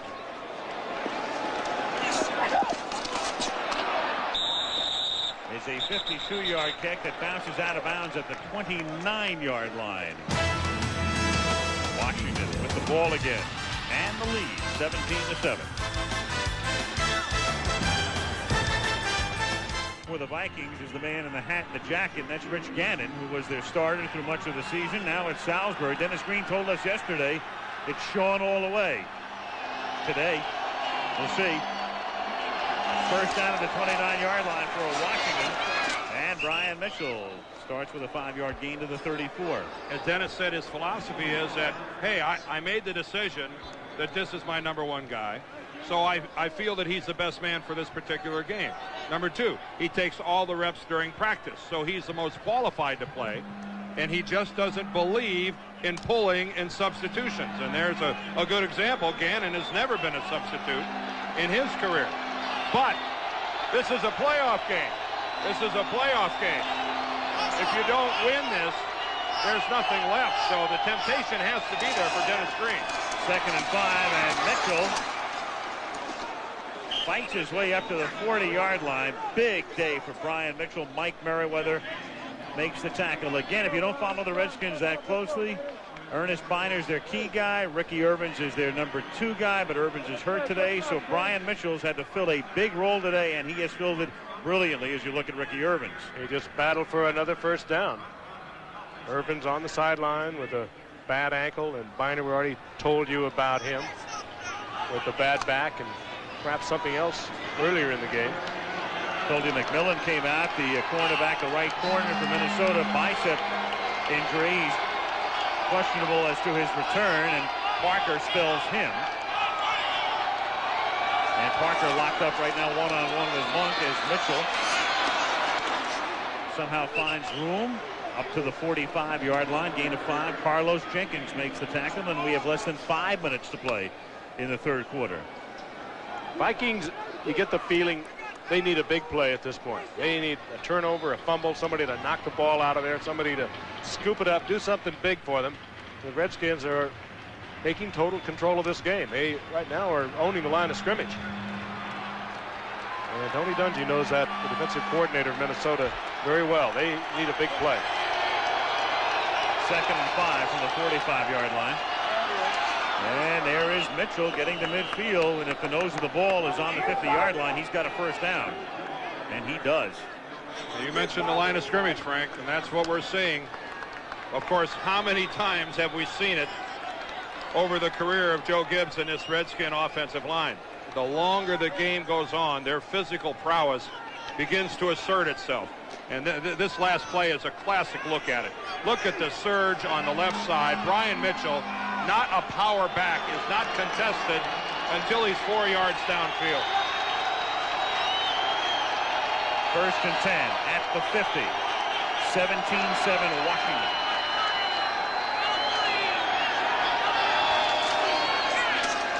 Mitchell stopped at his own 48 by Jack Del Rio.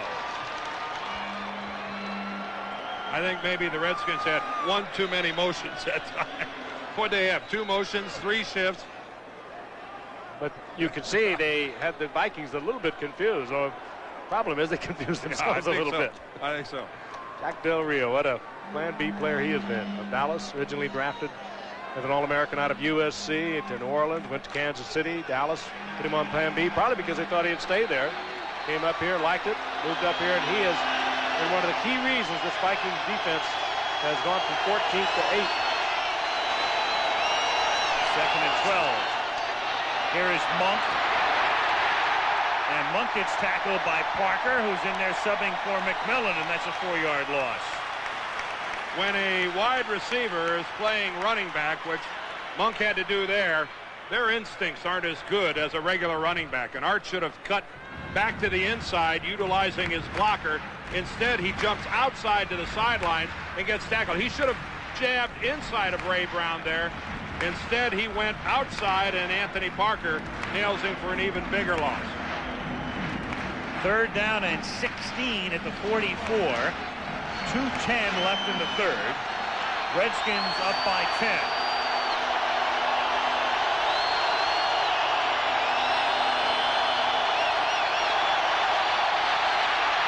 Dolman can't sack Rippon, who then finds Clark at the 26 for a big first down. On 3rd and 16, Dolman just couldn't get Rippon down, and then Mark stepping up and finding the open man. And Gary Clark knew he was going to take a shot, and he got one, but Mark Rippon, he sometimes, like I said, he can break your heart, and then he can absolutely make your heart beat. Out of sheer joy. This is a great play. Get him away from Dolman, and he finds Clark and fires it in there. What's unusual about that is that the Redskins, the Vikings always have such good pressure in the middle. Their 2 tackles are always in the quarterback's face, And that's really unusual. Dolman forces him up in the middle, and Rippon's able to get it away. Gain of 29, first down at the 27-yard line. Here's Ernest Biner, tackled by Del Rio after a gain of 3 to the 24. And the Redskins now not only moving the ball downfield, but Rippon using as much of the clock, and we have less than a minute to go in the third quarter. It's not the point of the ball game where it's crucial. I mean, like where you don't have any chances left. But the Vikings trailing by 10 points with Washington outside of scoring territory with a 3rd and 16. To give up that play is a real backbreaker. A real backbreaker. 2nd and 7 at the 24.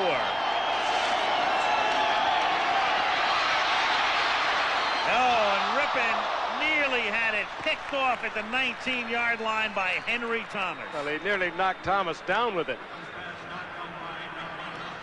Well, they come with the blitz. Yeah, they come with the blitz. Right, it forced Rippon out of the pocket, but he's looking right downfield at Henry Thomas, and he just drilled him. That could have stuck in the mask. How does he think he's ever going to get that through there? Thomas is there. Del Rio is there. And maybe he accomplished what he wanted to do. Hitting so hard he couldn't hold on to it. Unless he accomplished his mission. If his mission was to break a couple of Henry Thomas's fingers. If you throw it into a defender's hands, it might as well be a defensive tackle. 3rd down and 7. Rippon for Clark, who's open. Touchdown. And a great read with Rippon and Clark. Picked up the single coverage on the blitz. The Vikings ordinarily sitting in that zone. Rippon read it. Clark read it. And let's see him on the sidelines. Eric Everett didn't read it. Watch this. There it is. He was jawing all over him as he left the field at halftime. And what a combination.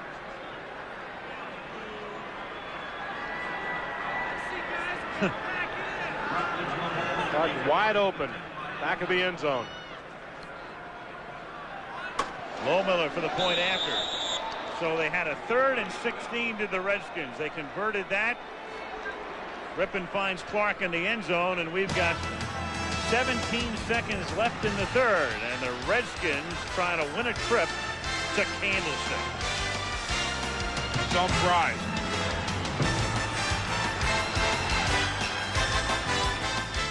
Redskins have scored 24 straight points to lead 24-7. The kick is taken at the 3-yard line by Joe Johnson. And Johnson runs it out to the 34-yard line. Tackled by James Jenkins. Gary Clark getting free in the back of the end zone to cap off a 71-yard drive. 6 seconds now left in the 3rd.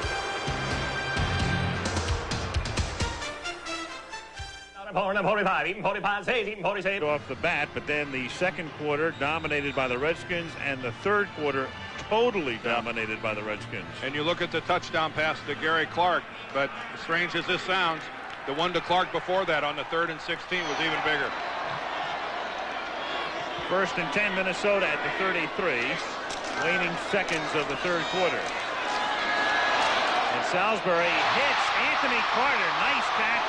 Takes it to the Washington 42-yard line on what will be the final play of the 3rd quarter.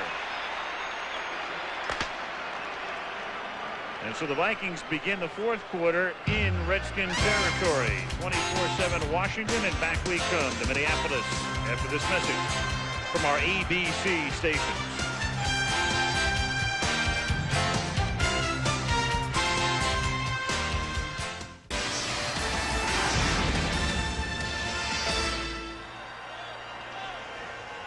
Start the 4th quarter, and quite clearly, gents, a very critical drive here from Minnesota down by 17. If we talk so much about the Washington offense, what about this defense? They've done a tremendous job shutting Minnesota down. That was the first catch for Anthony Carter. Steve Jordan, the tight end, has no catches. Salisbury on first down from the 42. Nearly has that one picked off. Intended for Anthony Carter. A.J. Johnson with the coverage, and that catch by Anthony Carter at the end of the 3rd quarter was his first catch of the day. And they shut out Steve Jordan, their Pro Bowl tight end. Richie said he was going to roll the dice, and he's done that. He's blitzed at the right time. He's absolutely called a perfect game. But they are fast approaching that point. where you're going to have to score virtually every time you have a possession, and at the same time you're going to have to keep Washington from ringing the bell anymore. So here in the fourth quarter, the Minnesota offense and defense better come together and have the quarter of their lives. 2nd and 10, and Salisbury goes down again. Stokes was a part of that. And Fred Stokes, I don't know if they'll give him the whole sack or a half of that one, but if they give him the whole thing, that's 3. Well, the Redskins' key to victory has always been the same. Forget all the multiple shifts, the formations, the blitzes. Richie Pettibone on defense, Joe Gibbs running the offense. They win by dominating the line of scrimmage. And that is what the Redskins have done to the Vikings through 3 quarters of play. A good illustration of it there. The Redskin defensive line just collapses the Viking offensive line. It has always been the way. Forget the cuteness. They win by physical domination up front. 3rd and 21. Stokes puts the pressure on this time, and Stokes is going to get another sack at the 35-yard line. And we're going to check with scoring to see if they gave him the full sack the last time. If that's number 4 for the day, he only had 3.5 during the regular season. You can see Sean Salisbury motioning to the official that he wanted a face mask call, still complaining bitterly about it. There's Fred Stokes. The left hand clearly has the face mask. He's got a point. Of Salisbury. He has an excellent point. He tore his head off. And the referee was on the far side and obviously didn't see it. But Salisbury's got a case that should have been called. Harry Newsom forced the kick, and it's fair caught by Mitchell at the 23-yard line. That was a critical drive for Minnesota.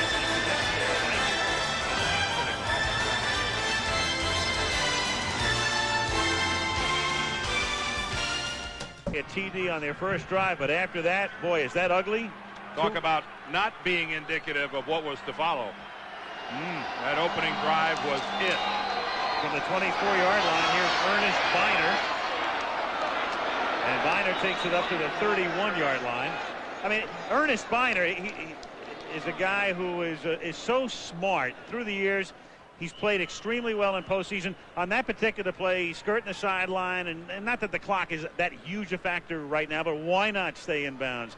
Unfortunately, it's that stupid fumble in the AFC Championship game 4 years ago that people remember about a man who, and we'll bring it up as we go through the fourth quarter, has been terrific in postseason play. Well, they missed by, what, 2 yards for a 3rd consecutive 1,000-yard season. Had any other Redskin done that? I don't believe so. And he's not a fumbler. And like we're looking at Vincey Glenn, who's doubled over there on the Vikings sideline after that last run by Biner. But let's be serious now. You're talking about a guy who has been excellent every year he's been in the NFL. And like he's the only running back in the NFL that's ever fumbled at a critical time. Forget that. You carry it, you're going to lose it. 2nd and 3 at the 31, and here's Ernest again, and Dolman stops him after a gain of 1 with Merriweather finishing him off. It'll be 3rd down and 2. Good play by Chris Dolman. Fights off the block of the tight end and gets upfield and makes the hit. It's just every first down now by the Redskins is just hammering away at the Vikings and just sapping them a little bit more. They have no mistakes left. Yeah, Finally makes it a first down. So frequently, the Vikings moving a little quickly on the snap. And they just whistled Noga for a personal foul at the end of that last play, and that is a first down for Washington up at the 36-yard line. A mistake they don't have to give. 13:15 to play.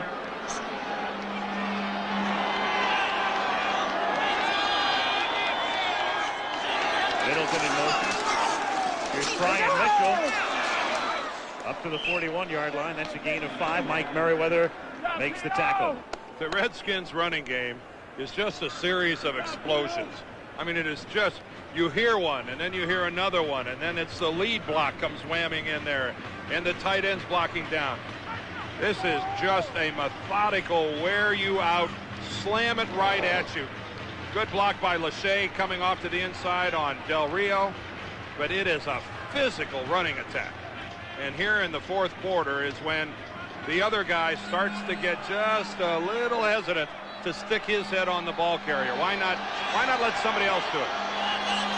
They're already on the smallish side too, Dan. 2nd and 5. Mitchell again, and Brian Mitchell seeking that first down, and I believe he has it. See to the 47. You see how the missed tackles are starting to become a little more frequent? The first guy from Minnesota getting to the ball carrier isn't bringing the Redskin down. They didn't quite give him the spot that I thought they would. And, this is going to be a little closer than we originally said earlier. anticipated. Well, let's call down there, Al. Yes, sir. Tell them where you want it. Yes, The sir. secret of this defense for the Vikings has been penetration. They're not that big. They've got to be quick, and you pointed out a while ago, late in the game, sometimes that quickness starts to go, and that's when hog power really takes over. Hog power. Hog power was good for a first down there. Al, you were right. Yep. Vindicated. Just want to make sure those contacts are still operative. I think George Seifert is headed towards the video room to pull out some of the Skins tapes. Jim Hannafin, the offensive line coach there, former head coach of the St. Louis Cardinals, trying to tell Brian Mitchell what to do so he can take credit for it afterwards.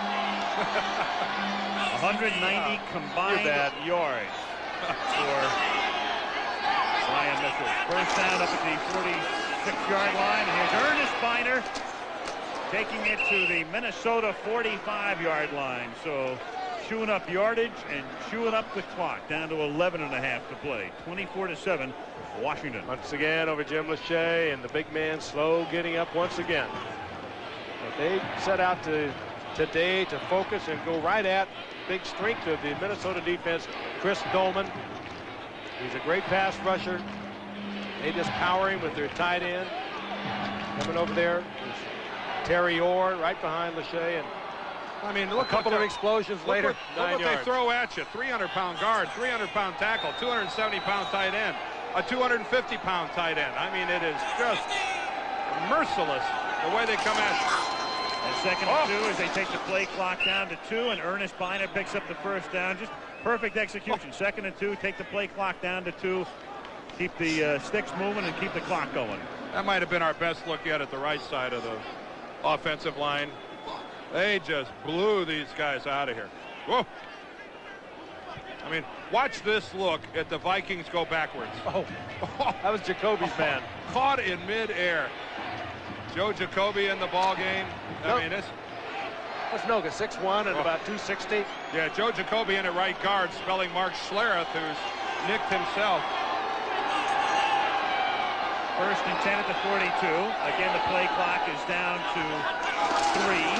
At the snap, Brian Mitchell finds some room, and Mitchell takes it to the 37-yard line. An unlikely hero, Brian Mitchell, a guy getting a chance to see a lot more action today because of the fact that Biner's been dinged and Irvins is out, and that's 102 yards on the ground, including that fake punt for Brian Mitchell, the one-time college quarterback.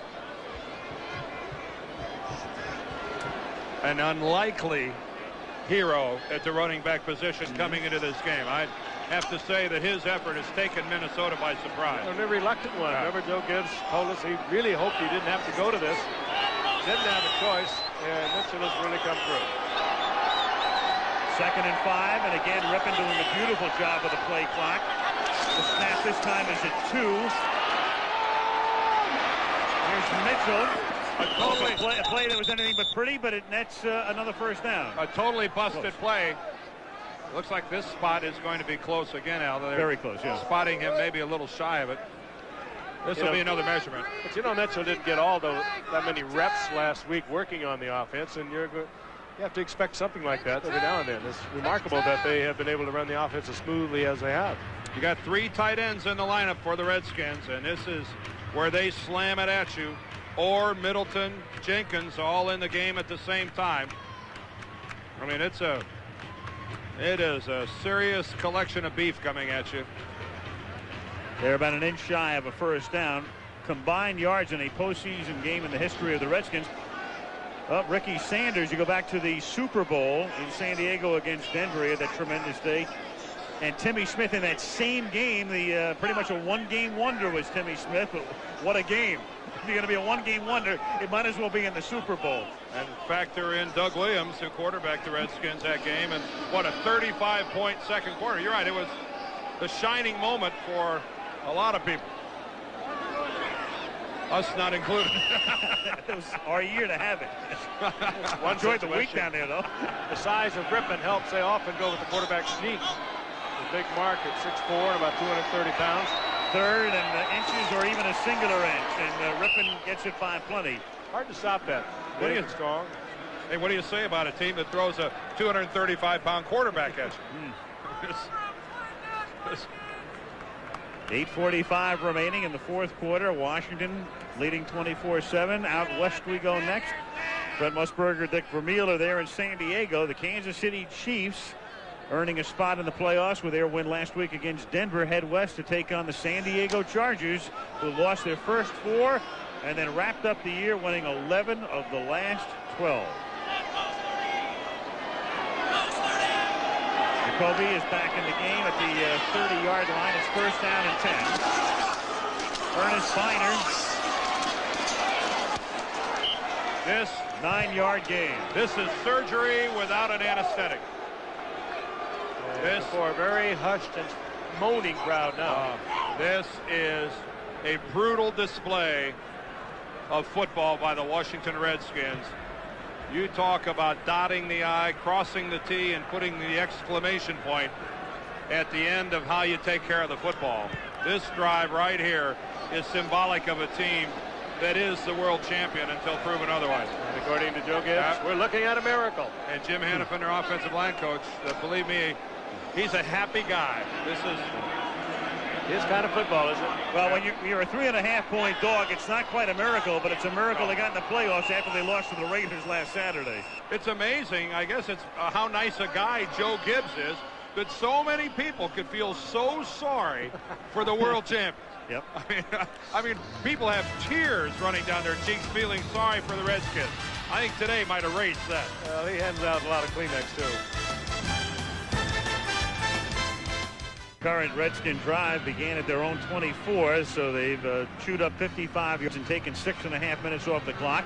That last time out, a Washington timeout. Total yards in the game. Washington, great balance today.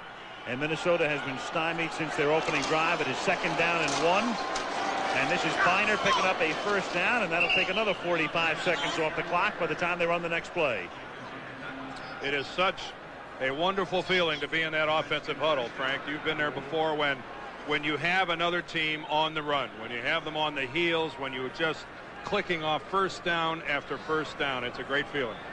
And particularly in a playoff situation, you know you're going to continue on. You weren't expecting to. There's a wonderful camaraderie that comes back together again. Not that the Redskins have not had it. They've stuck together real well this year. But it'll start to motor form a little even stronger. Mitchell. Well, the Redskins are sending the Vikings some thank you note. They're in the playoffs because of Minnesota, right, and they've just knocked Minnesota right out of them.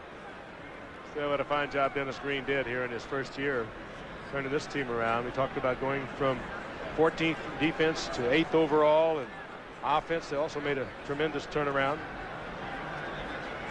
Sent a message. He wants no problems off the field. He wants his players to perform on the field at the highest level. 2nd and 9 at the 17-yard line. Play clock down to 5. And Mitchell gets tackled by Del Rio at the 15-yard line. Well, if this keeps up now, the Redskins head to San Francisco, and that means that the winner of the Philadelphia-New Orleans game tomorrow would go to Dallas.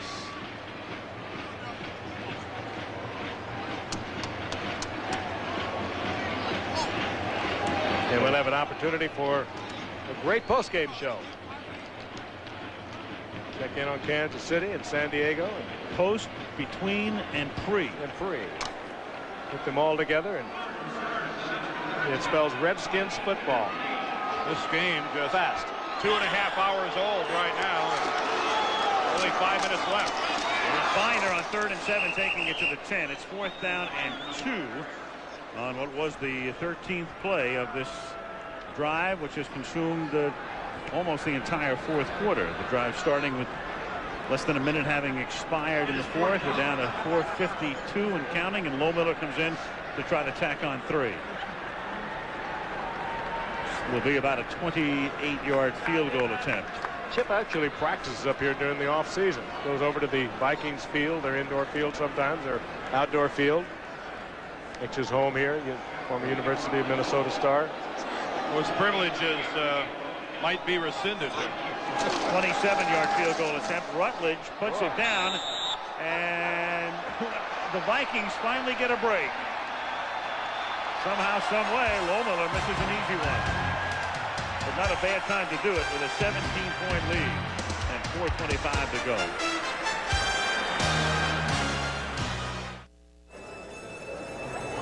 And they went to the wild card setup as we know it now, or a variation thereof. Only the Raiders in '80, when they beat Philadelphia, have won the Super Bowl. And the Redskins, of course, under Jack Kent Cooke and Charlie Casserly, and Jack already enjoying his victory drink, are trying to duplicate that feat.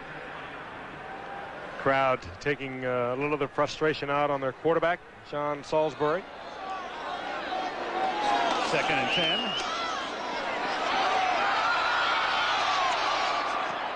It's the great thing about Jack Kent Cooke. The apple juice and the snifter. That's the way to celebrate a wild card win. And he's a noted connoisseur of apple juice, and I'm sure that's what that was.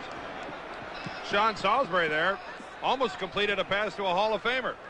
That was Charlie Taylor on the sidelines for the Redskins, who I think intentionally dropped that ball. There's Charlie Taylor. That's the only one he ever dropped. That's right. And let's see. Did he try to catch this? Oh, no. Yeah, he did. Oh, Charlie. Charlie. We'll get on old number 42. He may have dropped that. Charlie. Was he 42, Dan? Yes, he was. Back to the practice squad. 3rd and 10, and Salisbury's pass is incomplete as Terry Allen, who's been almost a non-factor today, has it jarred loose by A.J. Johnson. And the Redskins have effectively taken just about every offensive weapon out of the game all day long outside of that first drive. Great timing on the hit by Johnson. Should have held on. Jarring it loose. You've got to hold on to that. Now, well, do you have a fake punt? It's not going to fool anyone if you come with one. In this half, ooh, look at that, almost 5-1 for Washington in terms of time of possession.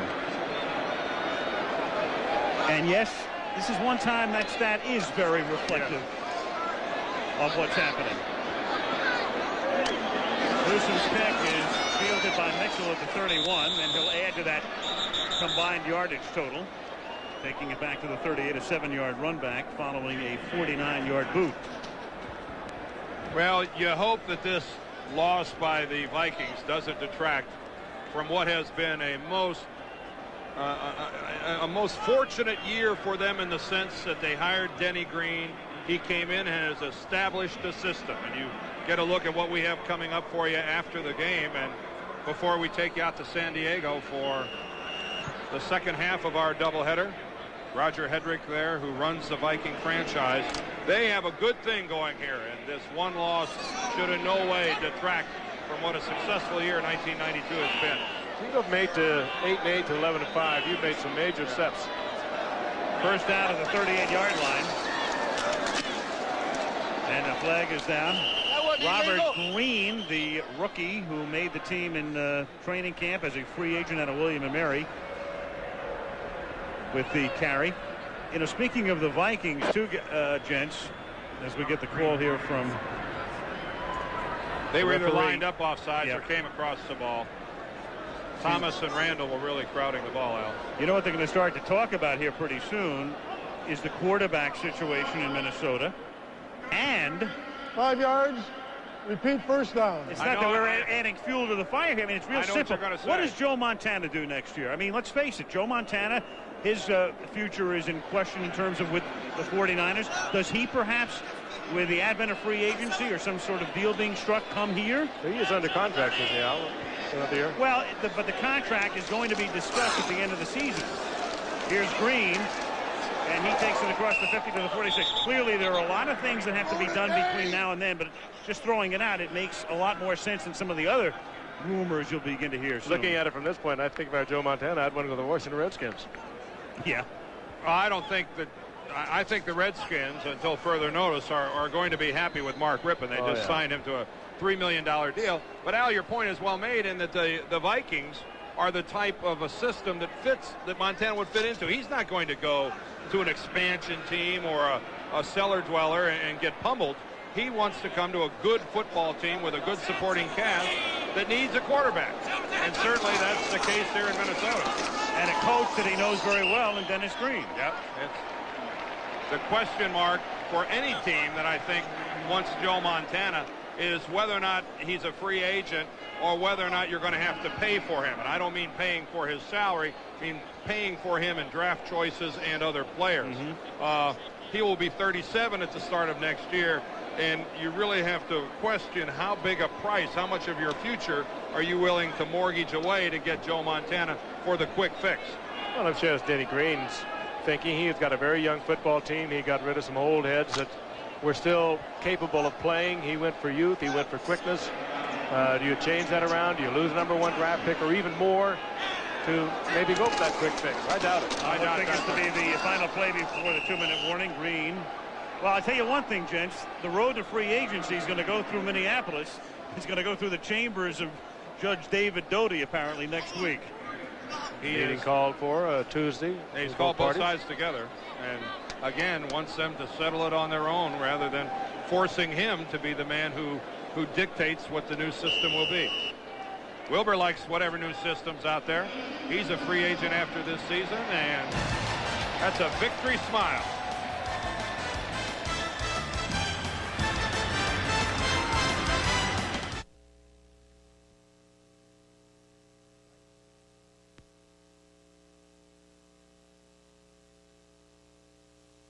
Vince Lombardi was 9-1 in postseason play. Of course, since Gibbs came into the league, and even with Chuck Noll coaching up until last year, these men have had a chance to coach in a lot more games than a Lombardi would have during his era with the expanded playoff format. But 16-4 is remarkable, and that's one of the few things the Redskins have done wrong here in the second half on a botched handoff.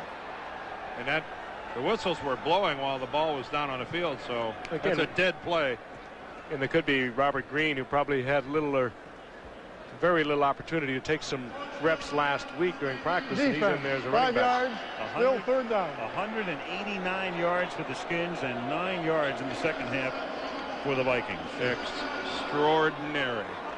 9 yards. Wow. Domination. What a job for both those coaches. Richie Pettibone there. And seems to be so inventive with every game. He's my choice for a one-game. If I had to draw up a defensive game plan for a Super Bowl or a game I had to win, I would find Richie Pettibone's phone number and call him. One of the fine minds in the game. Well, Gibbs' staff has sent a lot of coaches to the NFL, and Dan Henning came off the staff. And Dan, of course, now back as an assistant with Detroit, and Joe Bugle.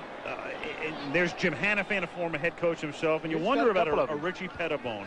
Rod Dowhower, he's been there before. And, of course, Dowhower, Hanifan, Gibbs, all disciples of Don Coryell. It was the Don Coryell passing game that really gave these guys their introduction to NFL football. But you're right. Richie Pettibone has earned his chance. On 4th and 3, here's Green. And he needed 3, and he got just about 3. I know one thing. If he told me to run a lap, I'd be trotting. I want to be there when you run a lap, too. They're going to measure here. You know, the amazing thing about Pettibone is time me with a sundial. People have always talked about Richie as a prospective head coach. And we asked him last night, when was the last time you were interviewed for a head coaching position? He said New Orleans. Before Jim Moore. So that's 1986. Yeah. Also, he's always caught up in the playoffs. one of the problems when coaches want to make early moves. That's at least one of the problems. You're right. How about his group today? limiting the Vikings to 148. Ooh, isn't that something? He had a great player. He had 48 career interceptions as a player. That's the fewest yards that the Redskins have allowed in a postseason game. You know, I mentioned, as it were, he was the defensive coordinator. Actually, he has the title of assistant head coach defense. Larry Peccatello has the title defensive coordinator. Yeah, they all sit down together. Yeah, just for the record. It's a great group that Joe Gibbs has collected. And what a tribute to this football team that's gone through the adversity that they have this year with all the injuries, everything that's happened. And here they are coming in at 9-7, knocking off the Vikings at 11-5. It's a great tribute to them. And Joe Gibbs and Dennis Green will meet at midfield. Joe Gibbs entrusted his son to Dennis Green. His son Coy plays at Stanford, recruited by Dennis Green, and the admiration that these two feel for one another is both deep and genuine. Skins continue on. The unlikely hero today is Brian Mitchell. Tremendous day for him. California, here we come. We'll sing the Skins on their flight back to Washington in a week of preparation, and they'll play next Saturday at Candlestick Park. And as the Redskin offensive line gets healthier and healthier, we see the byproduct of that, their ability to control the line of scrimmage. It was the difference in today's ball game, and that's a warning to the 49ers. The Redskin running game, even with a guy like Brian Mitchell, appears to be back. And getting through this game without Ricky Sanders, their clutch third down player. Ricky Irvin's a short yardage man. They should be able to come back in fairly good health against the 49ers. So who's to say how far they might go? Well, just the beginning of a big day for you on ABC. As you know, the Chiefs and the Chargers are warming up out west, and Jack Murphy Stadium will be the site of the kickoff at about the top of the hour. We'll come back. We'll have post-game material from here, mid-game material from New York, pre-game material from San Diego as the Redskins at the Metrodome defeat the Minnesota Vikings 24-7.